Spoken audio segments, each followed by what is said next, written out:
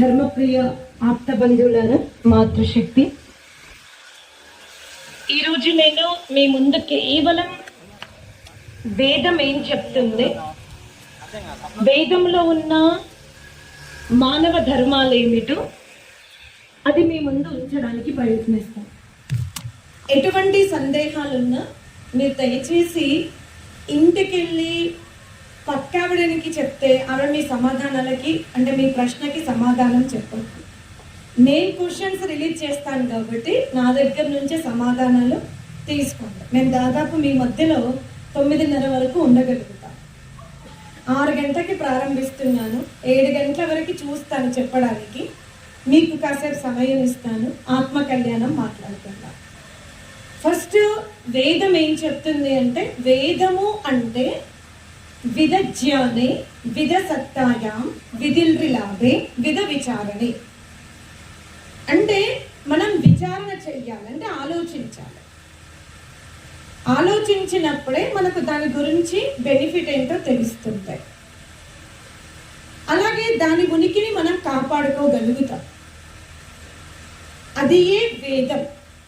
వేదములో ఒక్క మానవుడు ఒక్క అక్షరము కూడా కల్పితం చేయడానికి వీలు లేదు. ఆ విధంగా ఫండమెంటల్ ఋషులు తయారు చేశారు. వేదములో క్యాస్ట్ ఫీలింగ్ లేదు. కులాలు వేదము నుండి రాలేదు. వేదములో వర్ణ వ్యవస్థ ఉంది. వేదములో ఏం వ్యవస్థ ఉంది? వర్ణ వ్యవస్థ. వర్ణములు అంటే బ్రాహ్మణ, క్షత్రియ, వైశ్య, శూద్ర.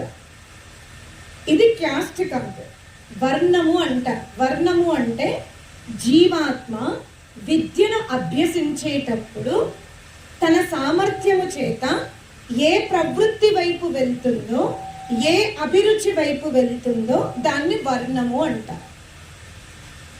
మనం ఎడ్యుకేషన్ టైంలో మనకు పెయింటింగ్ ఇష్టం ఉందా, బాణాలు పట్టుకొని యుద్ధం చేయడం ఇష్టమా, లేక అగ్రికల్చర్ ఇష్టమా, లేదా అధ్యాపన కార్యం ఇష్టమా అనేది స్టూడెంట్స్కి గురువు దగ్గరికి వెళ్ళినప్పుడు, ఆ పాఠశాలకి వెళ్ళినప్పుడు అతని అభిరుచి బయటపడుతుంది. ఆ అభిరుచి తగ్గట్టుగా ఆ విద్యార్థి ముందుకెళ్తాడు. అప్పుడు ఆ కేటగిరీలో ఇతను అధ్యాపన కార్యం చేస్తున్నాడంటే బ్రాహ్మణుడు అని చెప్పారు. టీచింగ్ చేస్తున్నాడు, టీచింగ్ ఫీల్డ్ తీసుకున్నాడు అంటే అతను ఎవరు? బ్రాహ్మణుడు. ఎవరు టీచింగ్, ఎటువంటి టీచింగ్ తీసుకున్నా సరే, చదివిస్తున్నాడు, తర్వాత వినిపించుకుంటున్నాడు అంటే నా బ్రాహ్మణుడు. No caste. తండ్రి నుంచి, అమ్మ నాన్న నుంచి పుట్టిన కులం ఆ స్టూడెంట్కి వర్తించదు.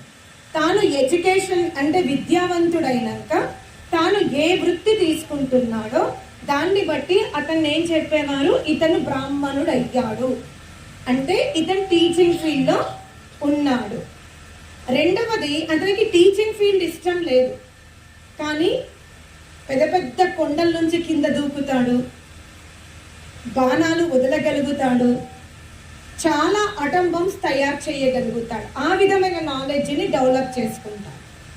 అతన్ని క్షత్రియ అంది. ఆ కంప్లీట్ వర్గం బాంబులు తయారు చేయడం, బాంబులు ఇసిరేయడం, అడవిలో ఒంటరిగా ఉండడం, ఎవరినైనా వేట చేయడం, ఈ విధమైనటువంటి అభిరుచి ఉన్న కంప్లీట్ వర్గాన్ని వేదం ఏమంది? క్షత్రియ అంతే. ఇక వ్యాపారం అంటే బిజినెస్, ఎనీ బిజినెస్, మట్టి అమ్మడం, రేతి అమ్మడం, వాటర్ అమ్మడం, మిల్క్ అమ్మడం, ఫుడ్ ఐటమ్ అమ్మడం, మనం ఉపయోగించే ఏ పదార్థమైనా ఎగుమతి దిగుమతి చేస్తున్నాడంటే అతను ఎవరు? వైశ్యుడు. ఫస్ట్ టాలెంట్ బ్రాహ్మణత్వం, సెకండ్ సామర్థ్యం క్షత్రియత్వం, థర్డ్ సామర్థ్యం వైశ్యత్వం. ఇది తల్లిదండ్రుల నుండి వచ్చిన వర్ణము కాదు, అతని స్వయం తీసుకున్న వర్ణం. అంటే ఇప్పుడు ఈ 3 వర్ణాలకి సామర్థ్యం చేత మనం విభజించుకున్నాం. శూద్రుడు అంటే ఎవరు అంటే అతనికి బ్రాహ్మణుడిగా తయారయ్యే అవకాశం లేదు బుద్ధి సామర్థ్యంతో. క్షత్రియుడు కాలేకపోయాడు అంటే వైశ్యుడు కూడా కాలేకపోయాడు. మరి వీడు బతకాలి కదా, వీడికి వివాహం చేసుకుంటాడు, వీడు పొట్ట తిప్పలు పడాలి అంటే దేవుడు ఏమన్నాడంటే నీ జీవనాధారం కోసం నీ వీళ్ళ ముగ్గురు దగ్గర ఎక్కడైనా ఉంటూ వీళ్ళ సపోర్ట్తో బతుకు అన్నాడు. నీకు స్వయం యాజమాన్య కెపాసిటీ లేదు కాబట్టి నువ్వు నీ కుటుంబాన్ని పోషించుకోవాలి, నీకు జన్మనిచ్చిన తల్లిదండ్రుల్ని పోషించుకోవాలి, నీ ద్వారా వచ్చిన పిల్లల్ని కూడా నువ్వు పోషించుకోవాలి అంటే స్వయం మనతో నువ్వు ఎదగలేవు కనుక వీళ్ళ ముగ్గురు దగ్గర సేవకుడుగా ఉండు. అది జన్మతో పరమాత్ముడు చెప్పలేదు, బుద్ధి సామర్థ్యంతో ఫిజికల్ సామర్థ్యంతో ఆ విద్యార్థికే చెందుతుంది. ఇప్పుడు బ్రాహ్మణుడు అయ్యాడు, ఒక తండ్రి ఉన్నాడు అనుకోండి, ఇతను అధ్యాపన కార్యం చేశాడు. ఈయన క్షత్రియ ధర్మంలో ఉన్నాడు, ఈయన వైశ్య ధర్మంలో ఉన్నాడు, ఇతను శూద్ర ధర్మంలో ఉన్నారు. వీళ్ళ నలుగురికి పెళ్ళయింది, వీళ్ళకి పిల్లలు పుడతారు, వీళ్ళకి ఇంకా ఏ క్యాస్ట్ లేదు ఇక్కడ. వీళ్ళు మళ్ళీ ఎడ్యుకేషన్ సిస్టమ్కి వెళ్ళారు.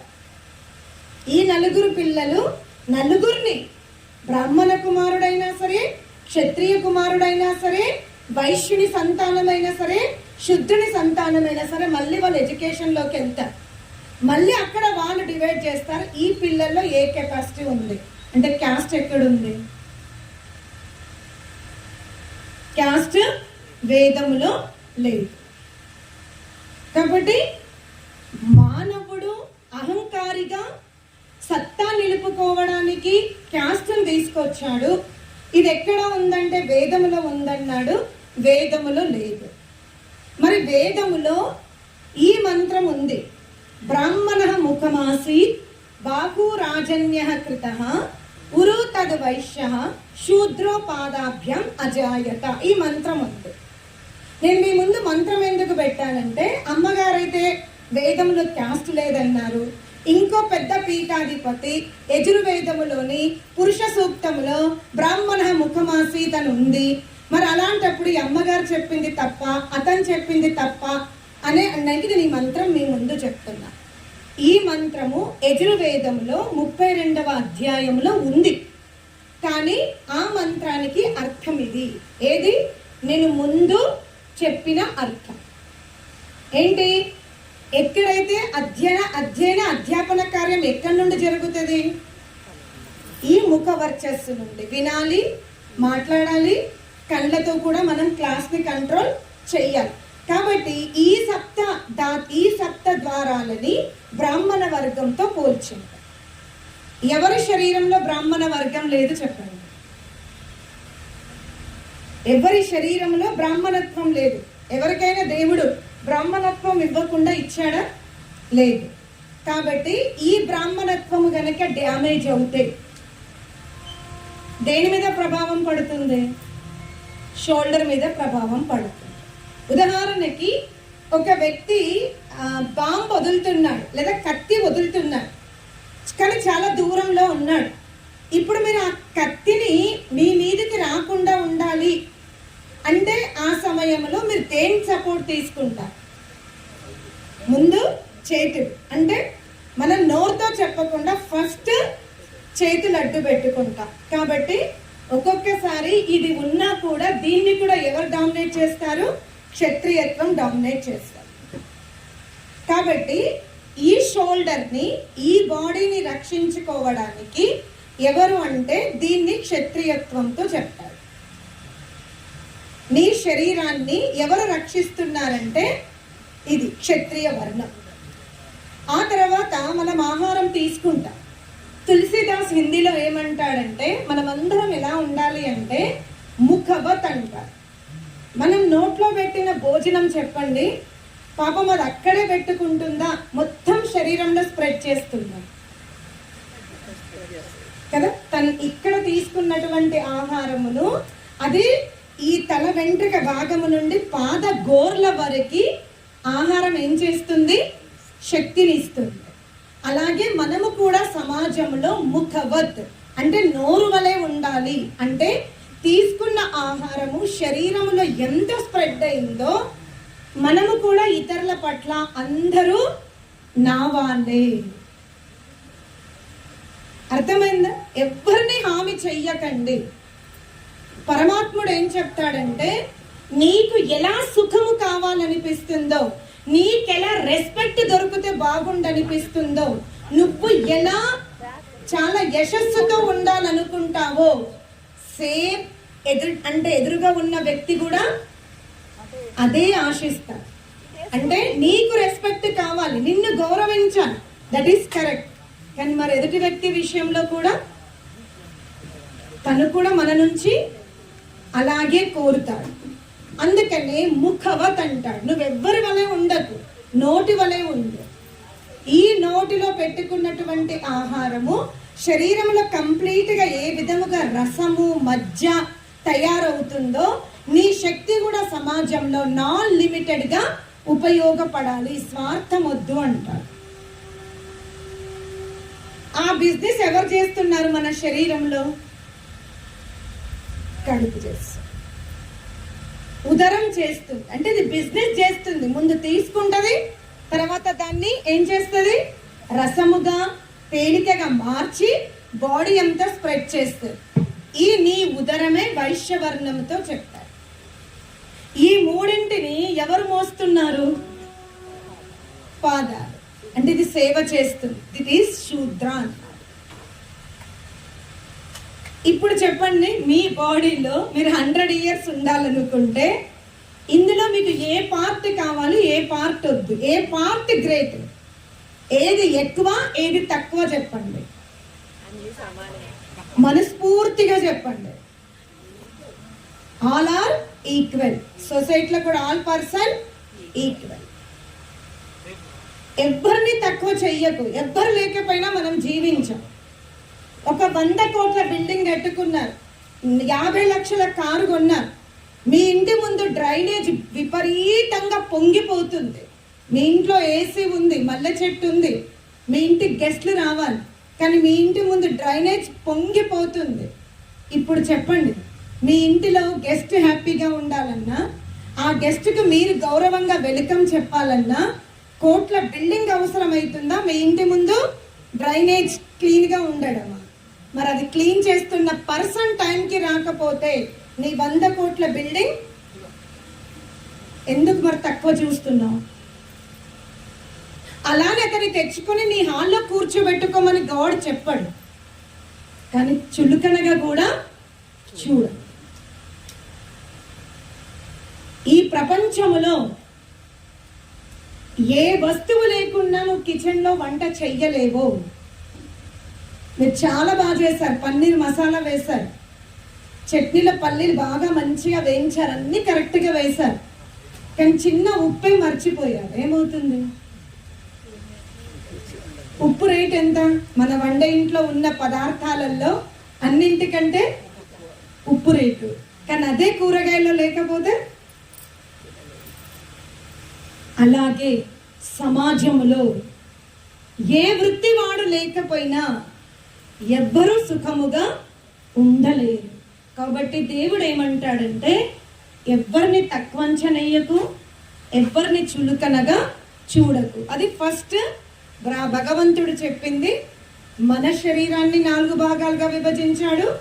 మన పిల్లల్ని కూడా గురుకులానికి వెళ్ళి వాళ్ళ బుద్ధి సామర్థ్యముతో వాళ్ళ వర్ణం చేంజ్ అవుతుంది. ఇప్పుడు ఈ నలుగురిట్లో ఇతను బ్రాహ్మణుడు, ఇతను క్షత్రియుడు, ఇతను వైశ్యుడు, ఇతను శూద్రుడు. ఇక్కడ కుమారులు కుమార్తెలు గురుకులానికి వెళ్ళారు. కానీ బ్రాహ్మణుడి కొడుకు శూద్రుడు అయ్యాడు, వైశ్యుని కొడుకు బ్రాహ్మణుడు అయ్యాడు, క్షత్రియుని కొడుకు వైశ్యుడు అయ్యాడు. మరి వీళ్ళ వ్యవస్థ ఎలా? వర్ణం ఒకలాగా మనకు అర్థమైంది. మరి మ్యారేజ్ సిస్టమ్కి వస్తే ఏంటి? బ్రాహ్మణుడి కొడుకు బ్రాహ్మణుడు కాదు, క్షత్రియుని కొడుకు క్షత్రియుడు కాదు, వైశ్యుని కొడుకు వైశ్యుడు కాదు, శూద్రుని కొడుకు కూడా శూద్రుడు కాదు. గురుకులానికి వెళ్ళారు, విద్యాభ్యాసం చేస్తున్నారు. అక్కడ డిసైడ్ అవుతుంది వాళ్ళు ఎటు వెళ్ళారు అనేది. మరి మనం పెళ్లి చేయాలి కదా, ఎవరితో చేద్దాం మరి పెళ్లి? మెయిన్ ప్రాబ్లం ఎక్కడ వస్తుంది? మళ్ళీ మనకి క్యాస్ట్ మ్యారేజ్ సిస్టంలో వస్తుంది. ఇక్కడ ఏం చేద్దాం? ఈ ప్రాబ్లం ఏంటి? అదే దేవుడు చెప్తాడు వేదములో. ఈ విద్యార్థి క్షత్రియుడవుతే ఇతనికి కూడా వివాహం ఎవరితో చేయాలి? క్షత్రియ అభిరుచి ఉన్న అమ్మాయితో చేయాలి, లో క్యాస్ట్. వాళ్ళ నాన్న బ్రాహ్మణుడు ఉండొచ్చు, వాళ్ళ నాన్న శూద్రుడు ఉండొచ్చు, వాళ్ళ నాన్న ఇంకేదైనా ఉండొచ్చు. కానీ ఈమె ఎడ్యుకేషన్ సిస్టంలో బ్రాహ్మణత్వంతో ఉంది, అతను కూడా బ్రాహ్మణత్వంతో ఉన్నాడు అంటే గుణ కర్మ స్వభావాలకి అనుకూలమైన అమ్మాయితో అబ్బాయితో వివాహం చేయాలి. ఏమన్నాడు? గుణ కర్మ స్వభావం. ఈ రోజు మన వివాహ సిస్టమ్ దేని మీద ఆధారపడి ఉంది? డబ్బు. అందువల్ల ఏమైపోతుంది? ఉత్తమ సంతానం యొక్క నిర్మాణం మనం చెయ్యలేకపోతుంది. ఎందుకంటే హస్బెండ్ మెంటాలిటీ ఒకలాగా ఉంది, వైఫ్ మెంటాలిటీ ఒకలాగా ఉంది. మీరు అనొచ్చు, అమ్మ అప్పట్లో సంసారాలు బాగాలేవా, అప్పట్లో కాపురాలు చెయ్యలేదా? మీరు ఎన్ని సంవత్సరాల హిస్టరీ మాట్లాడగలుగుతారు? మీ చేతుల్లో 300, 400 హిస్టరీ తప్ప అంతకు ముందున్న హిస్టరీ మీ చేతుల్లో లేదు. కానీ భారతీయ సనాతన ధర్మ హిస్టరీ చెప్పండి. ఇప్పటికీ మన సృష్టి గడిచిపోయి 7 మనవంతరాలు అవుతుంది. ఎన్ని? 7 మనవంతరాలు. అందరికి కొంచెం మ్యాథ్స్ వస్తే ఈజీగా, రాకపోయినా నేను చెప్తాను. ఒక మనవంతరానికి 72 చతుర్యుగాలు కంప్లీట్ అవ్వాలి. ఒక మనవంతరానికి 72 చతుర్యుగాలు కంప్లీట్ అవుతే ఒక మనవంతరం పూర్తవుతుంది. అలాంటివి మన సృష్టిలో 14 మనవంతరాలు ఉంటాయి. ఎన్ని ఉంటాయి? 14. ఇప్పుడు 72 చతుర్యుగాలు ఫినిష్ అవుతే ఒక మనువంతరం. ఇప్పుడు చతుర్యుగాలకు వెళ్ళిపోదాం. ఫస్ట్ అర్థమైందా? ఒక సృష్టిలో ఎన్ని మనువంతరాలు ఉంటవి? 14. ఒక్కొక్క మనువంతరం యొక్క ఆయువు ఎంత చెప్పాను? 72 చతుర్యుగాలు చెప్పాను. ఇప్పుడు చతుర్యుగాలు ఏంటి విన్నారా ఎప్పుడైనా? పేర్లు చెప్పండి. సతయుగం, త్రేతాయుగం, తర్వాత కలియుగం. ఇప్పుడు కలియుగం యొక్క ఆయువు 4,32,000 సంవత్సరాలు. కలియుగం ఆయువు 4,32,000 సంవత్సరాలు. అర్థమైందా? కలియుగం యొక్క ఆయువు 4,32,000 సంవత్సరాలు.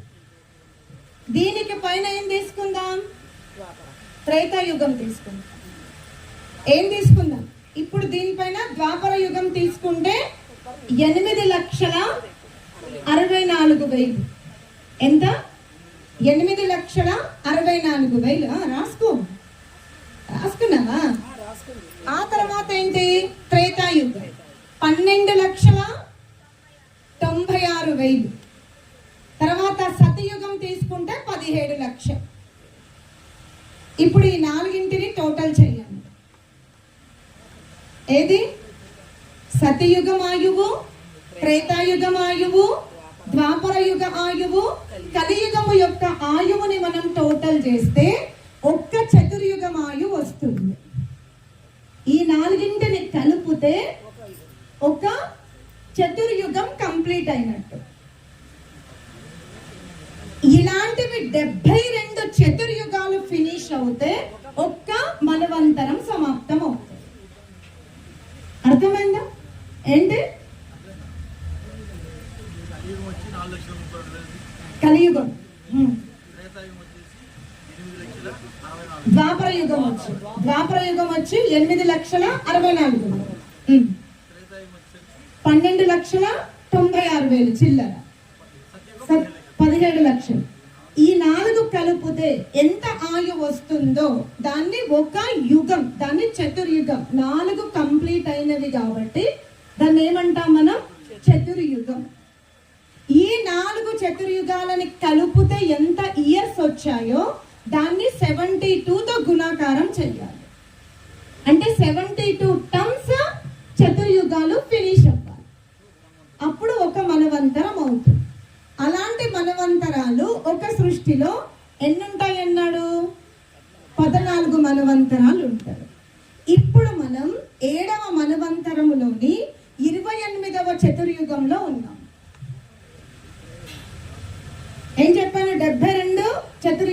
చెప్పుకున్నాం కదా. ఇప్పుడు మనం 7 మన్వంతరాలు, సప్తమే వైవస్వత మన్వంతరే అష్టావింశతి తమే 7వ మన్వంతరములోని 28వ చతుర్యుగంలో మనం ఉన్నాం.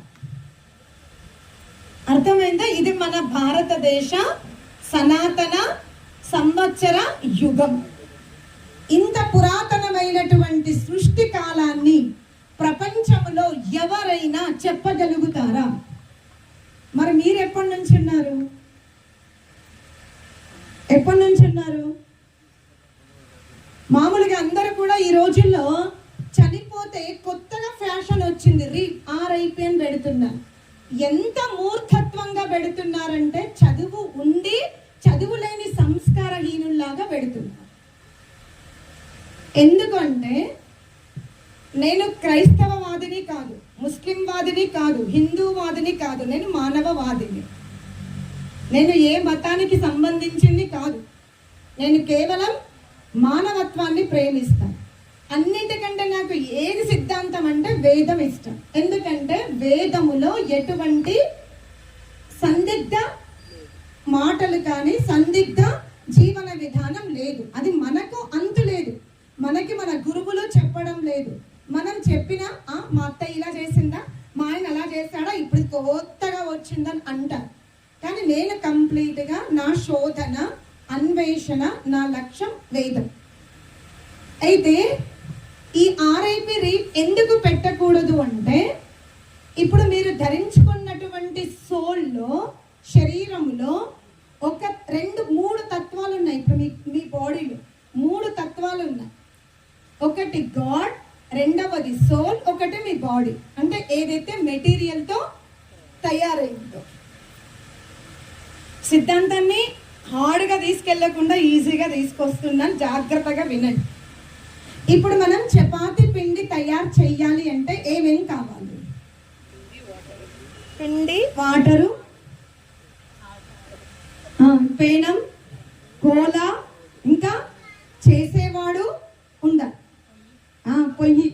ఇప్పుడు చెప్పండి, చపాతీలో చేసిన వాడి గుణాలు వచ్చినాయా, లేదా ఏ మెటీరియల్తో తయారు చేసామా ఆ టేస్ట్ వచ్చిందా?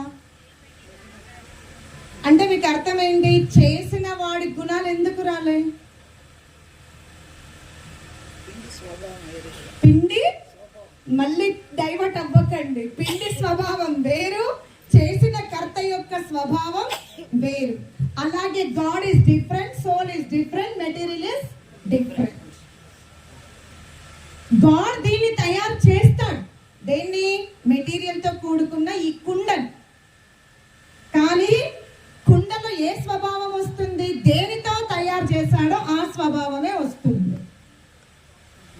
కుండలో అంటే ఈ శరీరములో ఏ మెటీరియల్ తీసుకున్నాడో, ఏ మెటీరియల్తో ఈ దేహం తయారైందో ఆ మెటీరియల్ గుణమే వస్తుంది.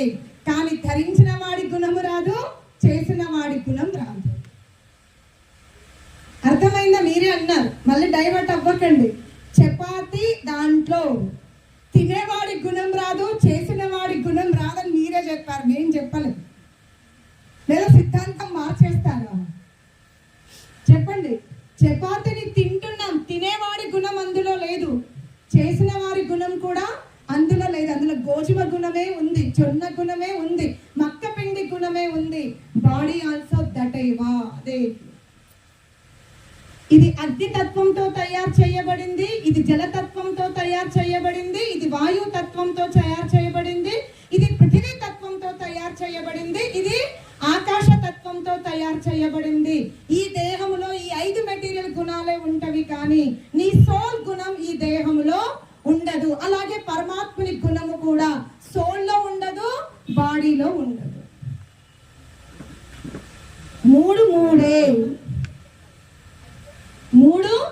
మూడే అంతే.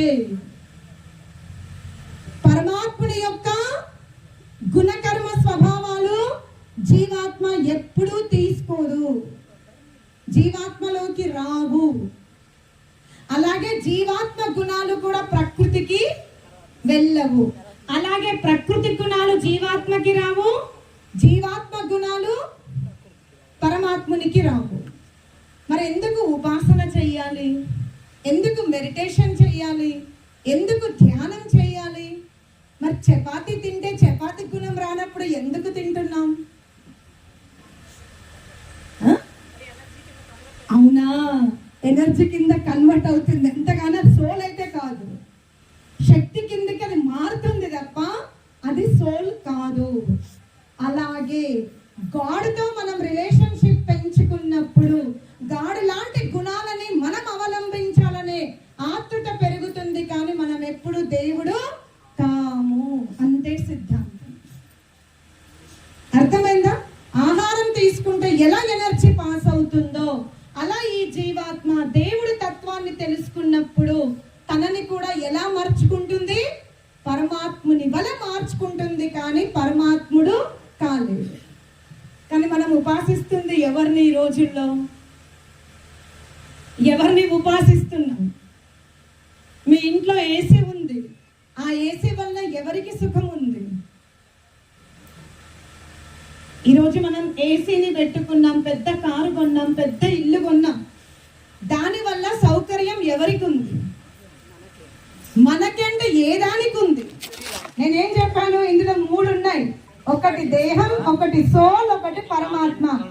ఈ 3ఇంటిలో ఏసీతో కలిగే చల్లదనం, కార్లో తిరుగుతున్న సుఖం ఎవరికి ఉంది అని అడుగుతున్నాను. మనం జీవించి మరణించే వరకు మనం దేన్ని తోమాము, దేన్ని కడిగాము? దేహాన్ని. ఆత్మ లేదు అందులో, పరమాత్మ లేదు. జీవితం ఏమైంది? సఫలమైందా, నిష్ఫలమైందా? సమాధానాలు మీరే ఇవ్వండి, నేను ఇవ్వాలి. ఇందులో 3 ఉన్నవి, కనీసం మన 3ఇంటిని ఈక్వల్ గా చూసుకోవాల్సింది. కానీ ఏం చేస్తున్నాం? దేహానికైతే ఏసీ, దేహానికైతే బ్యూటీ పార్లర్, దేహానికైతే మంచం, దేహానికైతే మెడిసిన్. అయినా ఇది మోసం చేసింది. వార్ధక్యం వచ్చిందా లేదా? రోగాలు వచ్చాయా లేదా? బాత్రూంలో దాన్ని రోజు కడుగుతున్నాం, దాన్ని అంతా నీట్గా పెడతాం. లక్షల ఒక బ్రాహ్మణుడికి 100 రూపాయలు దానం ఇవ్వాలంటే 10 సార్లు ఆలోచిస్తాం, కానీ బాత్రూంలో మాత్రం లక్షలు పెట్టి టైల్స్ పెట్టుకుంటున్నాం. అంత మంచి కట్టుకున్న బాత్రూమ్ ఏం చేస్తుంది మనల్ని? పాపం, నా కోసం బ్రాహ్మణుడికి కూడా దానం చేయకుండా ఇంత మంచి కట్టించాడే, వీడికి సుఖం ఇద్దామన్నా దాని స్వభావం అది చేసిందా? జారి పడ్డాం, పడితే ఏమైంది? బొక్కిరిగింది. ఆ బొక్క ఏదిరిగింది? దేహమే, ఆత్మకి కాదు. కానీ మనం దేని గురించి ఆలోచిస్తున్నాం? అద్భిర్గాత్రాన్ని శుద్ధ్యంతి అంటాడు.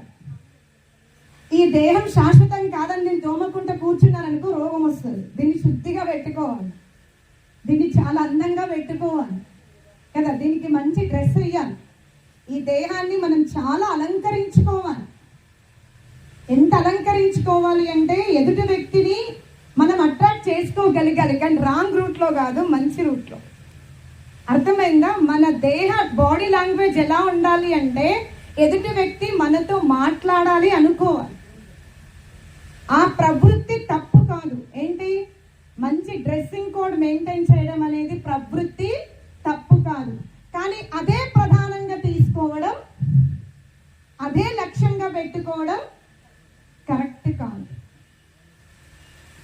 ప్రతిరోజు మనం దేహాన్ని, ఈ పంచ జ్ఞానేంద్రియాలని ఎన్నిసార్లు కడుగుతే ఈ ముఖం నీట్గా ఉంది. మీరు ఒక పెళ్లికి పోవాలంటే వాళ్ళ పెళ్లి కార్డు రాగానే ఫస్ట్ మీ ప్లాన్ అంతా ఎక్కడికి వెళ్తుంది? నా హెయిర్ బ్లాక్ ఉందా, వైట్ ఉందా, ఐబ్రోస్ ఎప్పుడు చేయించుకున్నాను, బీరువాలో ఉన్న చీర అవుట్ ఫ్యాషనా, దాని మీదకి ఉన్న నగ కొత్తదా, పాతదా? ఎందుకంటే నేను బాగా ధనికుల పెళ్లికి వెళ్తున్నా కాబట్టి ఆ పెళ్లిలో ఐఎమ్ నంబర్ 1. ఈ కోరిక రాంగ్ కాదు, ఈ కోరిక తప్పు కాదు, ఉండాల్సిందే. కానీ దానికోసమే భర్తతో గొడవపడడం, వాటి కోసమే సిమెంటులో బూడిద కలపడం, వాటి కోసమే తమ్ముణ్ణి మోసం చేయడం, వాటి కోసమే పనివాడికి తక్కువ సాలరీ ఇవ్వడం, వాటి కోసమే గవర్నమెంట్కి ట్యాక్స్ తక్కువ కట్టడం, ఇది తప్పు. అర్థమైందా? కానీ మనం చేస్తున్న మోసాలన్నీ దేనికి? ఈ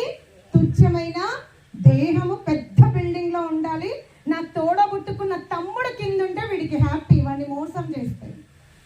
నేను పెద్దింట్లో ఉండాలి, అది తమ్ముడికి ఉండొచ్చు ఆ భావన, అన్నకి ఉండొచ్చు, తమ్ముడికి అన్నయ్యకి లేకపోతే స్నేహితుడికి కూడా ఉండొచ్చు.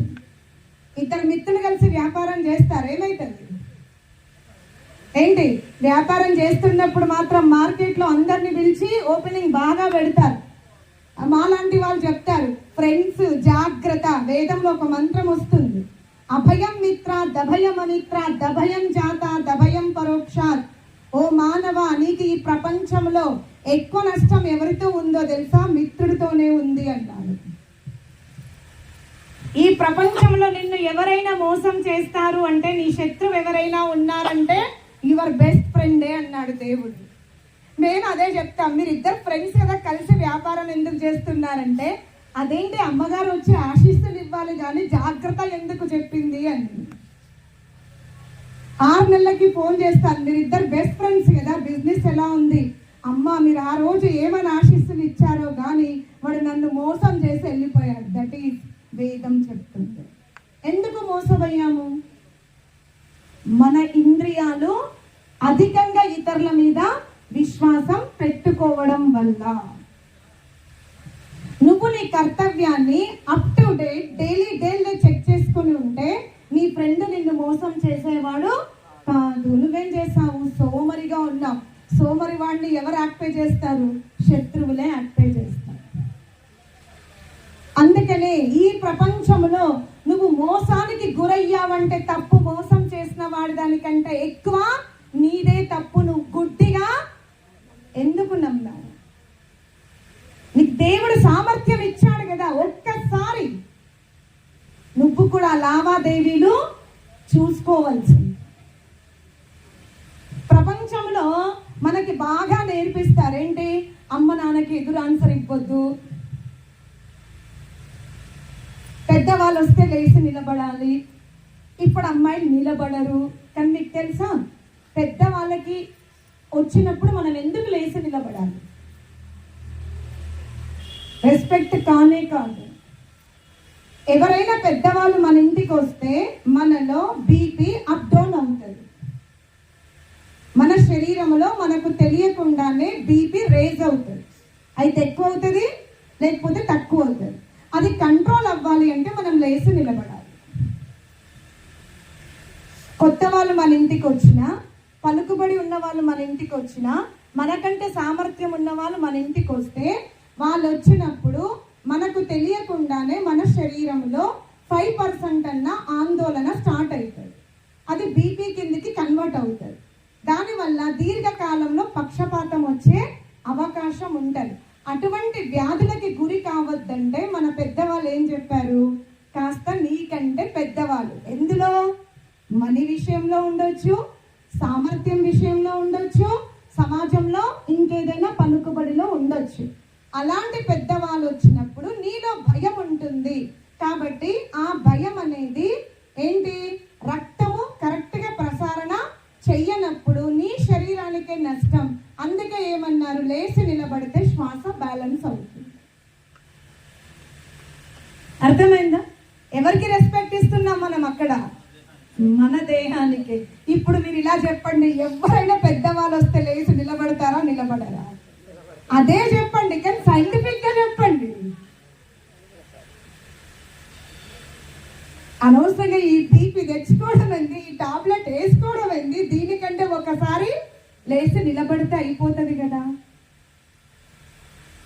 మన పెద్దవాళ్ళు మనకు పెట్టినవి చాలా చాలా సైంటిఫిక్ గా ఉన్నవి.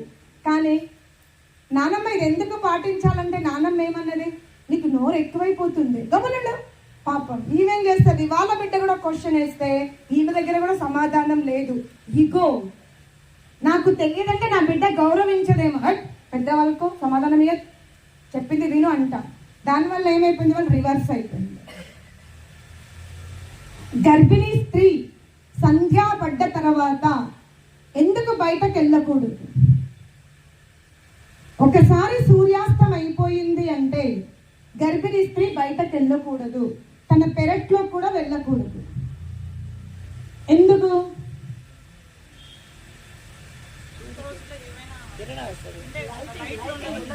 లైటింగ్, ఏ లైటింగ్ ఉండదు, లైటింగ్ ఉండదు.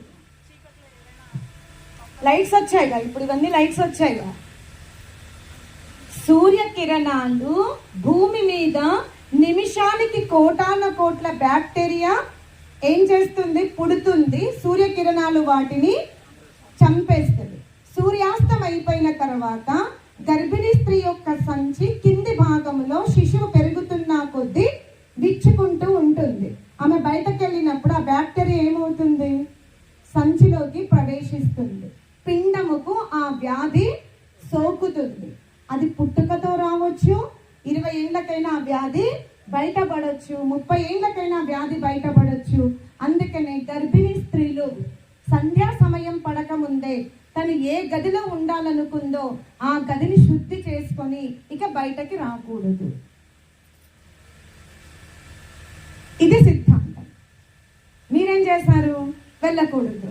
అందుకే నాకు అత్తొద్దు, మా వద్దు, మేము పట్టణంలో ఉంటాం, నైటీలు వేసుకుంటాం, హాయిగా బండి మీద తిరుగుతాం, హోటల్లో తింటాం. ఈ ప్రకారంగా మీరు చెబితే 100 మంది గర్భిణీ స్త్రీలకు చెప్పండి, దాంట్లో 10 మంది పాటించరా?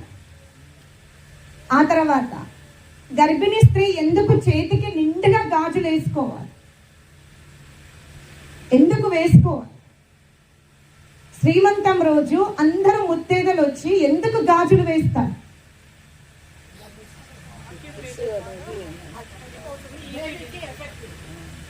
ఇక్కడ యాక్పెంచర్, ఇది ఎంత వెయిట్గా ఉంటే గర్భసంచి లోపలంతా క్లోజ్గా ఉంటుంది. అది పాటించినంత కాలం మీరు ఏ గైనకాలజిస్ట్ డాక్టర్ దగ్గరికి వెళ్ళలేదు. ఈరోజు మనం ఆ పరంపరని మర్చిపోయాం. అర్థమైందా? ఇది మన నాలెడ్జ్ని మనం ఏం చేస్తాం. ఇప్పుడు నేను RIP చెప్పాను. ఈ దేహంలో ఏవైతే 3 తత్వాలు ఉన్నాయో, జీవతత్వము, పరమాత్మ తత్వము, ప్రకృతి తత్వం. ఇప్పుడు ఒక మనిషి చనిపోతే దీంట్లో ఏ తత్వము పూర్తిగా లేకుండా పోతుంది చెప్పగలరా? జీవం ఒక్కటి దేహం నుంచి వెళ్ళిపోతుంది. ఆ దేహంలో ఇంకెన్ని ఉన్నవి? మొత్తం దేహంలో 3 ఉన్నవి, ఆత్మ, పరమాత్మ, ప్రకృతి. ఇప్పుడు సోల్ వెళ్ళిపోయినాక అక్కడ ఎన్ని ఉన్నాయి? పరమాత్మ ఉన్నాడు, ప్రకృతి ఉంది. అందుకే మనం శవానికి నమస్కరిస్తాము. ఎందుకు నమస్కరిస్తున్నాము? అక్కడ ఇంకా పరమాత్ముడు ఉన్నాడు. అర్థమైందా? ఆ తర్వాత సోల్ ఏం తీసుకెళ్ళింది తనెంబడ? ఏం తీసుకెళ్ళింది? ఏమి తీసుకెళ్ళలేదా? 2 దేహాలతో వెళ్ళింది. ఆ కర్మలు ఎక్కడ ఉన్నాయంటే సూక్ష్మదేహంలో లాకర్లో పెట్టుకొని వెళ్తుంది. మీరు ఎక్కడ గోల్డ్ పెడతారు? లాకర్లో పెడతారు. ఎందుకు గోల్డ్ లాకర్లో పెడతారు? అలాగే దేవుడు కూడా మనస్సు అనే లాకర్ ఇచ్చాడు. ఆ లాకర్లో మన కోరికలు, మన అభిరుచులు, మన పురుషార్థము సర్వం ఆ లాకర్లో ఉంటది, జీవుడితో వెళ్తుంది. మరి అయిపోయి ఎలా అన్నారు? సోల్ ఏం తీసుకెళ్ళింది? ఆ 2 దేహాలతో వెళ్ళింది. ఆ 2 దేహాలు జీవాత్మతో ఉన్నంత కాలం కొత్త దేహం లభిస్తూనే ఉంటుంది. ఆ 2 దేహాలు జీవాత్మతో ఉన్నంత కాలం జీవాత్మకు మళ్ళీ ఇంకొక దేహం లభిస్తూనే ఉంది. మరి ఎక్కడ ప్రశాంతంగా ఉంది జీవాత్మ? ఎండింగ్ లైన్ పాయింట్ ఏం కోరుకోవాలి మనం? సద్గతి కోరుకోవాలి. ఎవరైనా చనిపోతే ఈ 2 వర్డ్స్ యూజ్ చేయాలి. దివంగత ఆత్మకు సద్గతి లభించునుగాక, కుటుంబ సభ్యులకి మనోధైర్యం లభించునుగాక. కుటుంబ సభ్యులకి ఆ వ్యక్తి వెళ్ళిపోతే ఆ దుఃఖాన్ని తట్టుకునే శక్తి లభించాలి. దివంగత ఆత్మ ఇక్కడ మంచి పనులు చెయ్యకపోయినా కనీసం ఇంకో దగ్గరైనా మంచి కర్మలు చెయ్యాలని దివంగత ఆత్మకి సద్గతి లభించునుగాక. ఈ పరంపర నుంచి ఈ ఇంగ్లీష్ ఎందుకు వచ్చింది? సో సోల్ ఏ తత్వం నుండి పుట్టింది కాదు, అదొక అనుకం. కానీ మీరు మానవ దేహంలో ఒక శుభకార్యానికి వెళ్ళేటప్పుడు, శుభకార్యం ఏంది, ఇక్కడికి సత్సంగానికి వచ్చేటప్పుడే మీరందరూ అద్దంలో చూసుకొని వచ్చారా లేదా మీ ఫేస్ని? ఎవరైనా మేము వాకిలు ఊడుస్తూ ఊడుస్తూ లక్ష్మక్కయ్య పిలిచింది అలాగే ఇక్కడికి వచ్చేసాం అనేవాళ్ళు ఎవ్వరు ఉండరు. తప్పకుండా లోపలికి వెళ్ళి కాస్త ముఖం గడుక్కొని అద్దంలో చూసుకొనే వచ్చాం. అలా రాకపోతే ఏమవుతుంది? పడుకొని లేచి రావచ్చు కదా, జడ వేసుకోకుండా. ఈ కొంగ ఎటన్నా పోని, ఏదన్నా డ్రెస్ ఉండని వస్తే ఏమైతుంది? మీరు సత్సంగమే కదా వినాల్సింది, ఎందుకు ఇంత నీట్గా రావాలి? బాగుండదు కదా. మరి వెళ్ళేటప్పుడు కూడా కాస్త బాగా వెళ్ళాలి కదా మనం. మీ ఇంటి నుండి ఈ ఇంటికి రావాలి అంటే కాస్త శుద్ధి చేసుకొని వచ్చారే, మరి ఈ జీవాత్మ కూడా ఇంకా లోకానికి వెళ్ళేటప్పుడు శుద్ధిగానే వెళ్ళాలి కదా. కానీ ఇక్కడికి వచ్చి మనం ఏం చేస్తున్నాం? ఉన్న మురికిని కడుక్కోకుండా ఇంకా కొత్త మురికిని. ఇప్పుడు దేవుడిని ఏం చేయమంటారు చెప్పండి? ఒకసారి ఈ జీవుడు పరమాత్మునితో అన్నాడంట, ఈ సృష్టిని ఆపవా అన్నాడంట. నీకేం తెలుసు? నీకు భార్యనా, బిడ్డలా, ముసలితనమా, రోగమా? ఇక కాలు ఇరగొట్టుకున్నాను, చెయ్యి ఇరగొట్టుకున్నాను, ఎన్ని బాధలు పడుతున్నానయ్యా, ఈ సృష్టిని ఆపు అన్నాడంట జీవుడు. దేవుడు ఏమన్నాడు? నీ కోరికలు ఆగిపోయిన రోజు నా సృష్టి ఆగిపోతుంది అన్నాడంట. ఏమన్నాడు? నీ కోరికలు ఆగిపోతే నా సృష్టి ఆగిపోతుంది. ఇప్పుడు జీవులందరూ ప్రయత్నం చేయండి కోరికలు లేకుండా జీవించడం, ఆనాడు సృష్టి ఉండదు. అది మీ తరమా? మనలో ఎన్ని కోరికలు ఉన్నాయా లేవా? ఒకసారి ప్రధానంగా ఉండొచ్చు, ఒకసారి అప్రధానంగా ఉండొచ్చు, కానీ కోరికలు అయితే ఉన్నాయి. ఒకసారి ఒక గురువు ఏం చేశాడు? తన విద్యార్థులందరినీ తీసుకెళ్ళాడు చెరువు దగ్గరికి. తీసుకెళ్ళి ఏమన్నాడు? ఈ చెరువు దగ్గర ఉన్నటువంటి రేతిని 2 దోసిట్లో నింపుకొని రండి ఆశ్రమానికి అన్నాడు. నాలాగా మనందరిలాగా ఉంటారు కదా.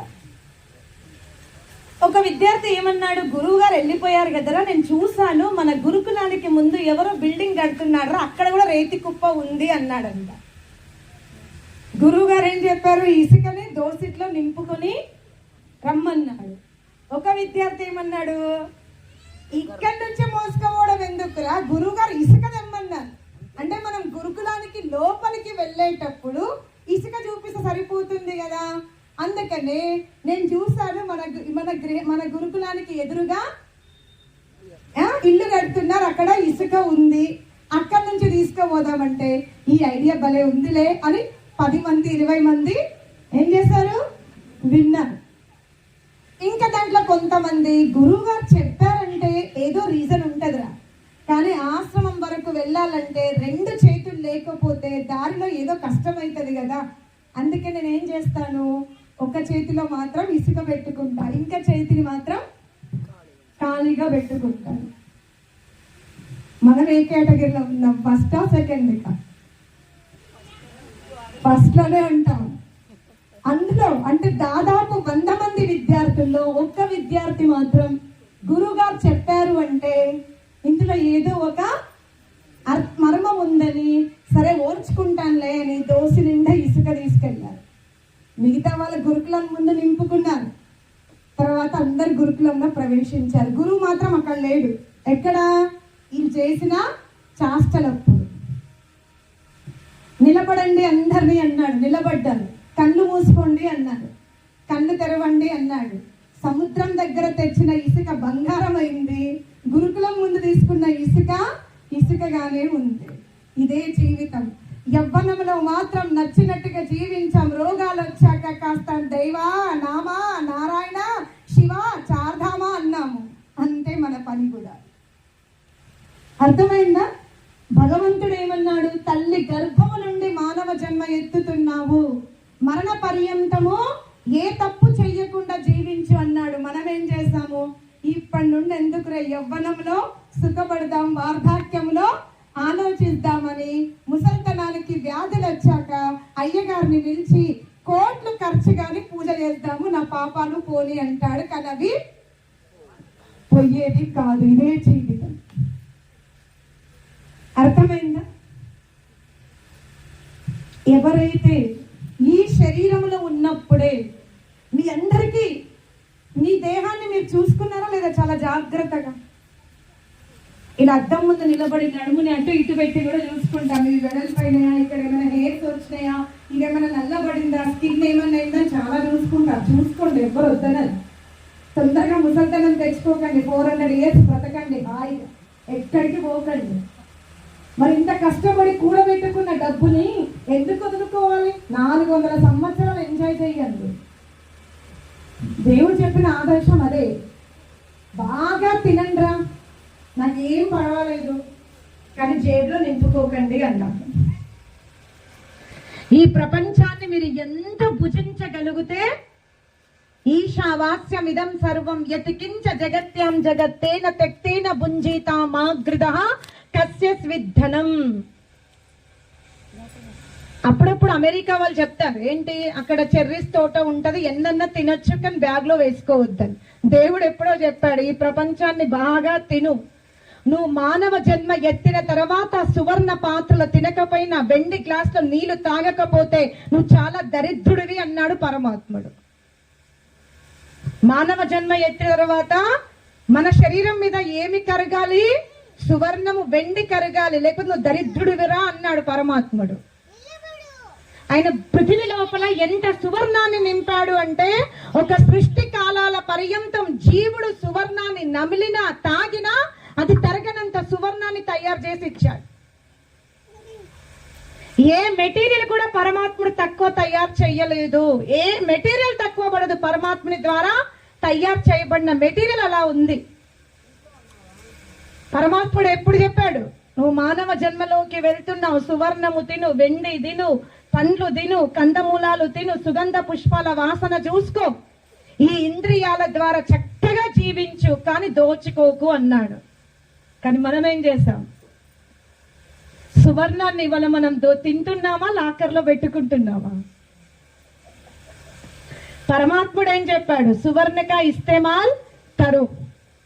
సువర్ణాన్ని మనం ఉపయోగించుకోమన్నాడు. కానీ ఇవాళ మనం సువర్ణాన్ని ఏం చేస్తున్నాం? ఇనుప పెట్టెలో పెడుతున్నాం. శరీరానికి ఏమైపోతుంది? మీ శరీరంలో ఏ పార్ట్ దగ్గర టెంపరేచర్ ఉండదో చెప్పండి. ఉష్ణత్వం మన దేహంలో ఎక్కడుండదు? ఎక్కడైనా ఉందా? ఫుల్ ఉంటుంది. సువర్ణం టెంపరేచర్ దగ్గర ఏమవుతుంది? కరుగుతుంది. కరిగిందంటే అది ఎక్కడ కలుస్తుంది? రక్తంలో కలుస్తుంది. రక్తంలో కలిసింది అంటే భయంకరమైన వ్యాధి కణాలని అది కంట్రోల్ చేస్తుంది. సువర్ణమే ప్రపంచంలో పెద్ద మెడిసిన్. సువర్ణానికి మించిన ఔషధం ప్రపంచంలో లేదు. కానీ అలాంటి సువర్ణాన్ని మనం ఎక్కడ పెట్టాం? లాకర్లో పెట్టాం. ఏ ఇనుమైతే కోటాన కోట్ల వ్యాధులకి కారణం అవుతుందో అలాంటి ఇనుముని, ప్లాస్టిక్ ని మనం ఏం చేస్తున్నాం? ఇవాళ ఒంటికి పెట్టుకుంటున్నాం. ఈశ్వరాజ్ఞని మనం పాటించామా, ఉల్లంఘించామా? ఏదైతే పొలం దున్నడానికి ఇనుప వస్తువుని ఉపయోగించుకోమన్నాడు, ఆకాశ మార్గంలో వెళ్లే వాహనాలకి ఇనుమును ఉపయోగించుకోమన్నాడు, నీ శరీరానికి సువర్ణం ఉపయోగించుకోమన్నాడు. నువ్వేం చేసావు? పనికిరాని చెత్తనంతా నింపుకున్నాం ఈ శరీరానికి. అమ్మ దొంగలు దోచుకుంటారు కదా అంట. మీరు ఉపయోగించుకుంటే ఏ దొంగ దోచుకోడు. మనం ఉపయోగించుకోవట్లే. ఏం చేస్తున్నాం? ఈ రోజు ఎవరైనా ఉపయోగించుకుంటున్నారా సువర్ణాన్ని? చెప్పడానికి మాత్రం నా దగ్గర ఎంత ఉంది బంగారం? గవర్నమెంట్ పాత నోట్లని బ్యాన్ చేసినప్పుడు ఆడవాళ్ళ తాలింపు డబ్బాల నుండి ఏమొచ్చినాయి? పెసరపప్పు డబ్బాలో ఏమొచ్చినాయి? మగవాళ్లకు తెలియనంత డబ్బు ఇళ్లలో ఉంది, నో టాక్స్. కానీ గవర్నమెంట్ ఏమంది? ఆ నోట్లు నడవంది. అప్పుడు ఆడవాళ్ళందరూ తీసి ఏం చేశారు? మార్చుకోవాలంటే ఎవరికి చెప్పాల్సి వచ్చింది? ఇంట్లో ఉన్న పరుపుల కింద పైసలు, చీరల కింద పైసలు, ఫోన్ పడప్పలో ఉన్న పైసలు హస్బెండ్కి చెప్పక తప్పలేదు. అలాగే గాడుకు కూడా ఈ జీవుడు చెప్పుకోవాల్సి వస్తుంది. ఏమేమి జమ చేస్తావు? అతను అంటాడు, మీరు ఇవాళ కొన్ని లక్షల కిలోమీటర్లు దాటాలి అంటేనే మీ ఇండియా కరెన్సీని మీరు మార్చుకోవాల్సి వస్తుంది. మరి పరమాత్మని యొక్క రాజ్యంలో కూడా మాకు భారతదేశం వద్దు, ఇంకో లోకానికి మేము రావాలనుకుంటున్నామంటే కూడా కర్మ అనే కరెన్సీని మార్చుకోవాల్సిందే. మీ కర్మలు గనక శుద్ధముగా లేకపోతే, మీ జ్ఞానము గనక శుద్ధంగా లేకపోతే, మీ జీవన విధానం శుద్ధంగా లేకపోతే మళ్ళీ మానవ జన్మ లభించదు. జన్మ లభిస్తుంది కానీ మానవ జన్మ లభించదు. నిజంగా చెప్పాలి అంటే చిలుక తిన్నంతగా, కాకి తిన్నంతగా, ఉడత తిన్నంతగా మధురమైన ఫలాలు మీరు తింటారా? మీ చెట్టుకి మామిడికాయలు కాస్తవి, జామకాయలు కాస్తవి, ఎవరు ముందు తింటున్నారు? మీ పక్షులే తింటున్నాయి, తర్వాత మనం తింటున్నాం. అవి భలే భలే కాయను పడతాయి, మన మీద ఇంకా కాయను పడతాయి, పెద్ద కాయను పడతాయి అవి. మరి ఆహార నిద్ర భయమైతునంచ సామాన్యమైతే పశుభిన్నరానాం. ఆహారం అవి తింటున్నాయి, మనం తింటున్నాం, మరేంటి తేడా? అవి కూడా రకరకాల 2 రెక్కలు వేసుకుని ఆకాశంలో ఎగిరి చక్కగా డి విటమిన్ ఉన్న పంటను తినేస్తున్నాయి. మనమన్నా ఏంటి పనికిరాని పంటను తింటున్నాం. పక్షులన్నీ గొప్ప పంటను తింటున్నాయి, మంచిగా పొలం దగ్గరికి వెళ్తున్నారు, మక్క పుట్టలు పచ్చిగా ఉన్నప్పుడే తిని ఫుల్ ప్రోటీన్ సంపాదించుకుంటున్నాయి. మనమైతే రోజు డి విటమిన్ గోల్ ఒకటి వేసుకోవాలి, బలానికి గోల్ ఒకటి వేసుకోవాలి. ఇవాళ మన పోపు డబ్బాలాగా మన బెడ్ దగ్గర ఒక పెద్ద మందు గొల్ల డబ్బా ఉంటుంది. ఇంట్లో చిలకలన్నా అయిపోతుందేమో కానీ షుగర్ గుళ్ళు అయిపోతే కష్టం. ఆలోచించండి, ఆహారం పశువులకి మనకి ఆహారంలో తేడా లేదు. నిద్ర, అవి కూడా నిద్రపోతున్నాయి. తేడా ఎక్కడుంది? భయం, వాటికి మనమంటే భయం, మనకు కూడా. మీరు పెద్ద కారులో పోతున్నారు, కుక్కలన్నీ భౌ భౌ అని మీ కారు వైపు వచ్చాయి అనుకో, ఏం చేస్తారు? భయం అవుతుందా లేదా? ప్రతి ప్రాణికి మరొక ప్రాణి అంటే భయం. మరి ఎక్కడ డిఫరెన్స్ ఉంది మానవ జన్మకు వచ్చి? ఈ ప్రపంచంలో ఎవ్వరు ట్యాక్స్ కట్టారు, మానవుడు మాత్రమే ట్యాక్స్ కడతాడు. మరి మనం ఎలా గొప్ప అయ్యామంటే, నీ సోల్ని నువ్వు మానవ జన్మలో అద్దంలో నీ బాడీని ఎలా చూసుకోగలుగుతావో, మనస్సు అనే దర్పణంలో నీ సోల్ని నువ్వు చూసుకోగలుగుతావు. అంత సామర్థ్యం మానవ జన్మకి పరమాత్ముడు ఇచ్చాడు. ఎంత జ్యోతి స్వరూపముతో ఉంది, ఎంత ఆనంద స్వరూపముతో ఉంది, ఎంత కాంతివంతంగా ఉందో ఆ ఆత్మని దర్శించుకోగలిగే మనస్సు అనే దర్పణాన్ని పరమాత్ముడు మనకిచ్చాడు. అది చూసుకోకుండా వెళ్ళిపోతే మన జీవితం వ్యర్థం. మరి ఎప్పుడు చూసుకుందాం? పిల్లల్ని అడగండి, అరే మెడిటేషన్ చేయరా, సమ్మర్ క్యాంప్ లో ఉండండి అంటే, సమ్మర్ క్యాంప్ మమ్మీ నీకు దాని మీద ప్రేమ లేదా? స్కూల్ తెరిచారంటే morning tuition, evening tuition, summer camp లో నానమ్మ అంటుంది. వాడు ఆ చాకలి మూట మొయ్యలేక కష్టపడుతున్నాడు ఈ నెల రోజులు. ఇంట్లో ఉండని హాయిగా ఏసీ ముందు కూర్చొని టీవీలో చూడని 7 గంటలకు కాదు 12 గంటలకు లేవని నష్టం ఏముంది? సమ్మర్ క్యాంపుకి పంపిస్తే ఏమొస్తుంది? బాల్యం అంతా దేనితో పోతుంది? ఆటపాటలతో పోతుంది. వార్ధాక్యం ఇప్పుడు అమ్మకి విందామని ఉంది, ఇంకా చాలా మందికి విందాముంది. ఇక్కడ నడుము ఏం చెప్తుంది? బాగుంటుంది నడుము. వార్ధాక్యంలో తిన్నది అరిగితే చాలమ్మా, దేవుడు వద్దు, చుట్టాలు వద్దు, ఫంక్షన్ వద్దు. ఒక 300 రూపాయల నైటీ వేసుకున్నావా, డే మంచిగా పోయిందా, నిద్ర మంచిగా పట్టిందా, చాలు, మాకు ఏది వద్దుగా అంటాం. యవ్వనంలో XY, స్త్రీలు పురుషుల వైపు ఆకర్షణ, పురుషులు స్త్రీల వైపు ఆకర్షణ. అలిగిందంటే బంగారం కొనియాల్సిందే పురుషుడు.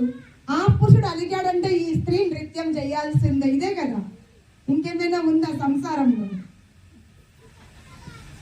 బాల్యం ఆటపాటలతో, యవ్వనం ఒకరినొకరు మస్కా కొట్టుకోవడంలో, వార్ధాక్యం రోగాలతో. ఎప్పుడయ్యా మనల్ని దర్శించుకోవడం? అవును కదా అక్కయ్య, సమయమే లేదు. కానీ పక్కింటి ఆవిడ గురించి ముచ్చట్లు పెట్టడానికైతే ఉందా లేదా? టీవీలో న్యూస్ చూడడానికి సమయం ఉంది.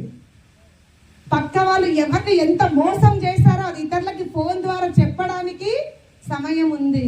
కానీ మనని మనం దర్శించుకోవడానికి మన దగ్గర సమయం లేదు.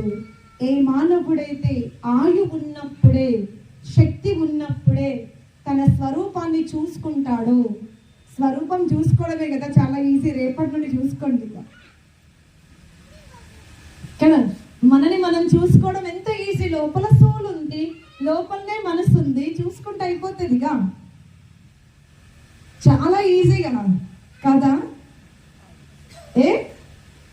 సోల్ మనస్సు రెండు లోపల ఉన్నాయి. ఆ మనస్సు అనే దర్పణంలో సోల్ చూసుకోవచ్చు కదా. ఏం కష్టం?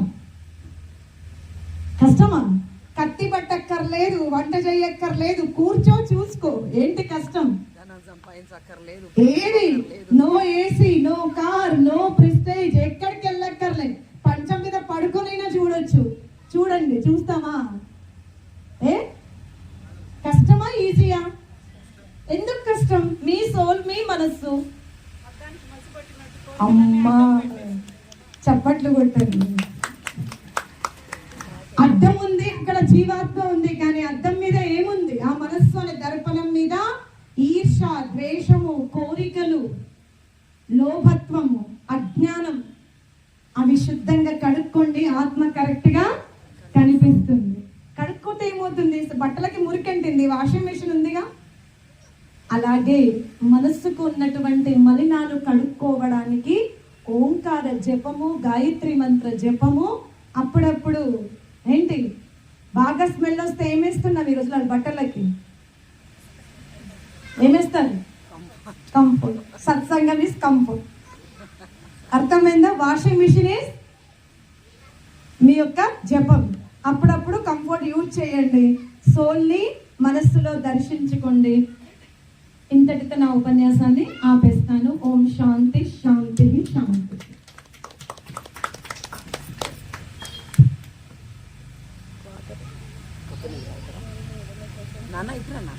ఫస్ట్ మీరు ఎవరైనా మాట్లాడండి. నేను ఇంతసేపు కరెక్ట్గా 1 అవర్కి ఫినిష్ చేస్తానన్నాను. 1 అవర్కి చేస్తాను. మీ సందేహం చెప్పండి, మీకు ఏ విధంగా అనిపించిందో చెప్పండి. మీకు ఏమైనా ప్రశ్నలు ఉంటే అడగండి. ఏం మొహమాట పడకండి.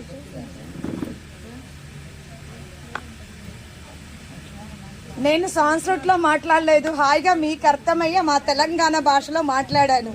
మీరు కూడా నాతో అలాగే మాట్లాడండి. నాన్నగారు మీరు మాట్లాడండి. లక్ష్మి గారు అటు ఇవ్వండి.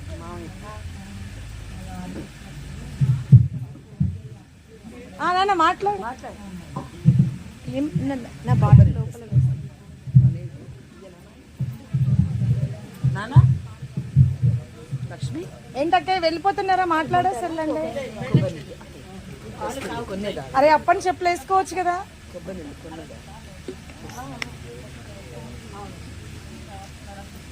నమస్కారం అమ్మా. వేదాల ప్రకారం దేవుడు ఎవరు? ఇప్పుడు ఒక్కో మతంలో మన భారతదేశం గురించి తీసుకుంటే మన హిందువులకి శివుడు కావచ్చు, విష్ణుమూర్తి కావచ్చు, బ్రహ్మ కావచ్చు ఉన్నారు. అదే ఇస్లాం వాళ్ళు తీసుకుంటే వాళ్ళకి అల్లా. అదేవిధంగా క్రైస్తవ మతం వాళ్ళకి వచ్చేసరికి యేసు ప్రభు. మన వేదం ప్రకారం మనకు మనిషికి, మన దేహానికి, మనిషికి భగవంతుడు ఎవరని చెప్పండి అమ్మా.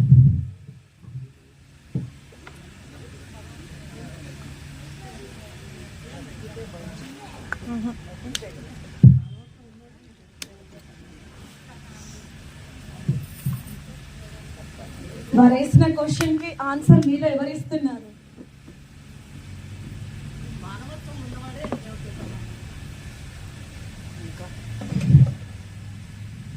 మానవత్వం ఉన్నవాడు దైవంతో సమానం. That is correct.